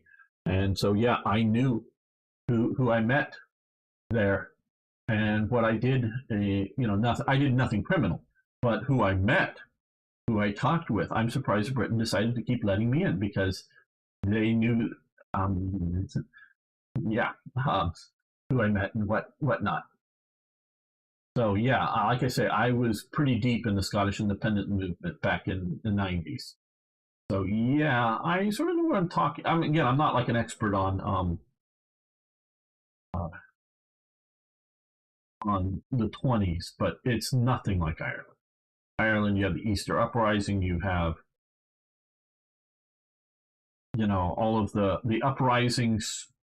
So you got to look, like I say, 1746, that's when Culloden happened. And the aftermath that Cumberland puts onto the Highlands stops all rebellion there. And then later you get the clearances. And you have basically zero male, notice I said male, resistance to the clearances, resistance to people coming and destroying your houses. Now you had women sometimes resisting and throwing rocks and stuff just because they wouldn't attack the women. But where you have in like 1798 and around there, you have the uprising in Ireland during the Napoleonic era, the French Revolution, Napoleonic era in Ireland, and you have other stuff continuously through the 19th century actions in Ireland that you do not have in Scotland. So I just do not see it as anywhere near the magnitude of Ireland. So it's not almost. It's like there was maybe significant support, but significant I'm not even talking majority. I'm just talking that, hey, there's 10% or 20%, 10 or 20% of your population supports something. That is a significant support. And if you can go, okay, yeah, let them have their thing. If it doesn't hurt the rest of society, well, then you let them have it. Now, that's not independent. Scotland is very divided. Yeah, I'm one of those people who will, and most people are the saying, we voted to stay in the EU as we knew England would vote to leave. Well, I see the EU as the worst of the greater of the evils, if you will, for Scotland. Well, another is coming from Morocco and Turkey. Okay, Mr. Duck, that doesn't seem good. Celtic and Rangers shows how divided Scotland is. Yes, I'm not into football, but I understand that comment. Why wouldn't they attack women? Well, because the men they would have just simply shot. And because you got to understand, during the clearances, it varied from clan to clan, shall we say, when they cleared off the people. Now, the people are living in near destitute conditions. They know of no other way of living. They don't necessarily speak any English or more than a few words of English. They probably don't know how to read.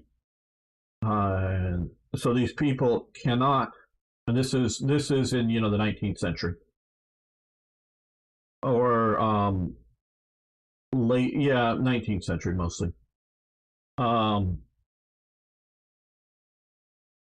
And so they cannot continue to support themselves.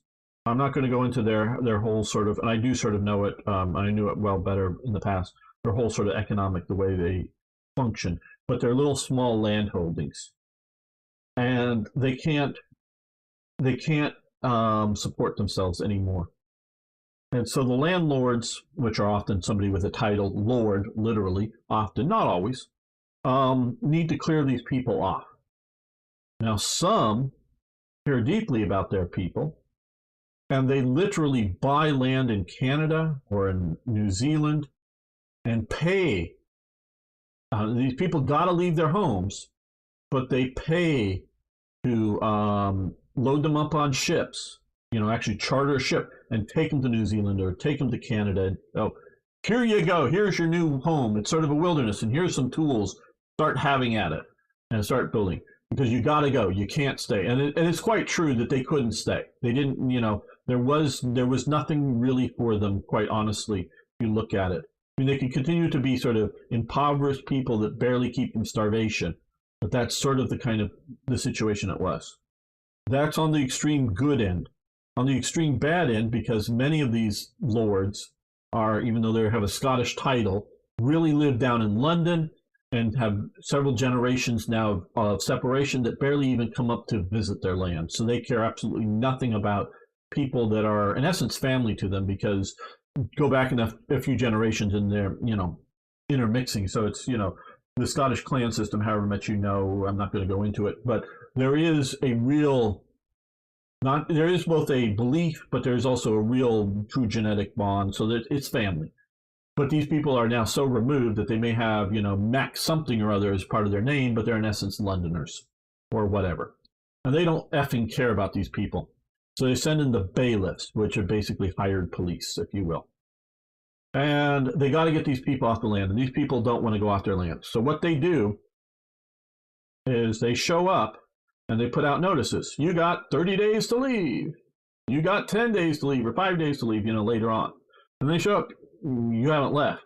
Why are you still here? You're told to get out. Well, this is our home. This has been our home for, I don't know, 1,000 years. This building has been our home for 1,000 years, literally. I'm not joking about the time frame. Obviously, more generations. Well, we're not going anywhere. So what they would do, if they could, if the women weren't too violent, like throwing rocks or attacking them, they would go into the house, remove whatever furniture they could move out of the house. And this was also an old punishment, too, is when you had somebody in the clan system who misbehaved, what they would do is light your roof on fire, because it was mostly thatch roofs, light your roof on fire, and once that burned out, they would then push in the walls, which were mostly stone, push in your walls. Well, that was being kicked out of the clan, and because you've done something, bad. Maybe killed a friend, or killed a clan member, not just killed some random dude living in another valley. That's fine. He's not a person. He's a different clan. But killed one of your own, or stole from one of your own, or whatever it was. Committed what the locals would consider a crime. It's going back into pre-Roman history, doing this kind of stuff. But basically, so they would come in and remove the furniture from the house and destroy it, make the house unlivable. If they couldn't do that, they'd still just burn the damn house down, because they had to get these people out of there. Unfortunately, it's cruel, but these people are destitute anyways. Now, of course, to become more destitute, and a lot of them drift down to Glasgow, which is part of the reason why Glasgow sucks, is it's a dirty, smelly industrial center that is booming, but there are a lot of people migrating out of the Highlands into this part of Scotland here, but a lot of it around Glasgow. That is where industry is building up. So there's jobs there. So the clearances were needed. They didn't need to be as ugly as they were in many cases, but quite honestly, the Celtic way of land ownership is not like the Anglo-Saxon way of land ownership. The Celtics, they wanted to more often, they wanted to divide the land up between the children. And so, and this, because I don't remember it so well and whatever, so I'm on soft ground here, but generally speaking, so, so if you have two sons, they're each going to inherit half the land. And so eventually you get down to plots that are too small to fund, to feed yourself, to make an income. Where the Anglo-Saxon way is the eldest son gets the land, and the other son, well, he's got to find a job. Maybe working for the elder son, if the family's prosperous enough and they can employ people. Or maybe going into the government service, or going into business, or a trade or something else, and try to look out after the other son or sons, but only the eldest would inherit the land. So you didn't have the shrinking land holdings. So even though the clan may, and now, and I know I'm talking probably more if you're interested in all this, sorry. The clan starts out, as a Celtic ownership kind of thing, with the chief sort of at the top. The idea of the land is owned collectively. Now, as the Normans and post-Norman land ownership happens, the land more and more gets registered as being owned by the chief, which often has, Earl of this or Duke of that or whatever, as also his title. So it migrates from being collectively owned sort of by the clan, but it's not a communist way in that everybody gets like a fair share of it. It's hierarchical, because they have intermediate administrator owners, and some people have larger chunks of land on as part of the clan. So it isn't quite and you definitely have private ownership of things like cows and sheep, cattle and sheep and chickens. So you have private ownership. You even have freeholds of land that this is in the Celtic before the too much of the Anglo-Saxon come in. You do have sort of, for various reasons, people have been within the clan have been granted perpetually, so generations can inherit it. A freehold that is part of the clan's lands, but they're not paying tribute to the chief, and so it's sort of like a gentleman farmer kind of thing. And that normally isn't divided up because of the way they got it. It has to be the sort of freehold. I know I'm getting into the weeds here, but so it's different, and so it's sort of a collectivist system, but it is also sort of private ownership as well. Sort of a weird mix because it's ancient. Because the clan has to protect itself as a group, but then not everyone's equal within it either. So yeah, but a lot of the land ends up being registered to these large landholders, and the individual holdings, even if they were to give all that land out to the individuals and walk away from it, there's not enough, there's not enough to support yourself in a modern world. Now today, with remote work and whatnot, you could maybe go make a living in it. Yeah. I'll get off this topic. Love your videos. I watch them all. Play. Well, thank you. Blue Lad, 88. Okay. Have fun clubbing.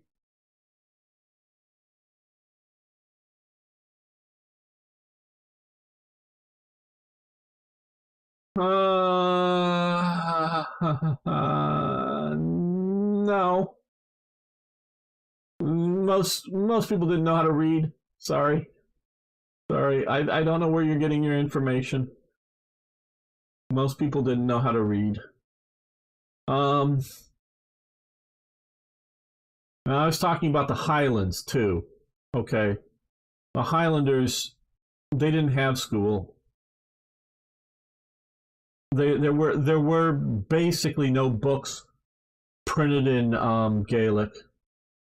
Basically, no. I'm sure you can pull up a few, but there's basically no books printed in Gaelic. What the hell are they going to read? I'm talking about the Highlanders. Now, Highland gentlemen, they would, read English and read French because they would speak French, English, and Gaelic. A lot of them would, the gentlemen of the Highlands would be sent down to Paris.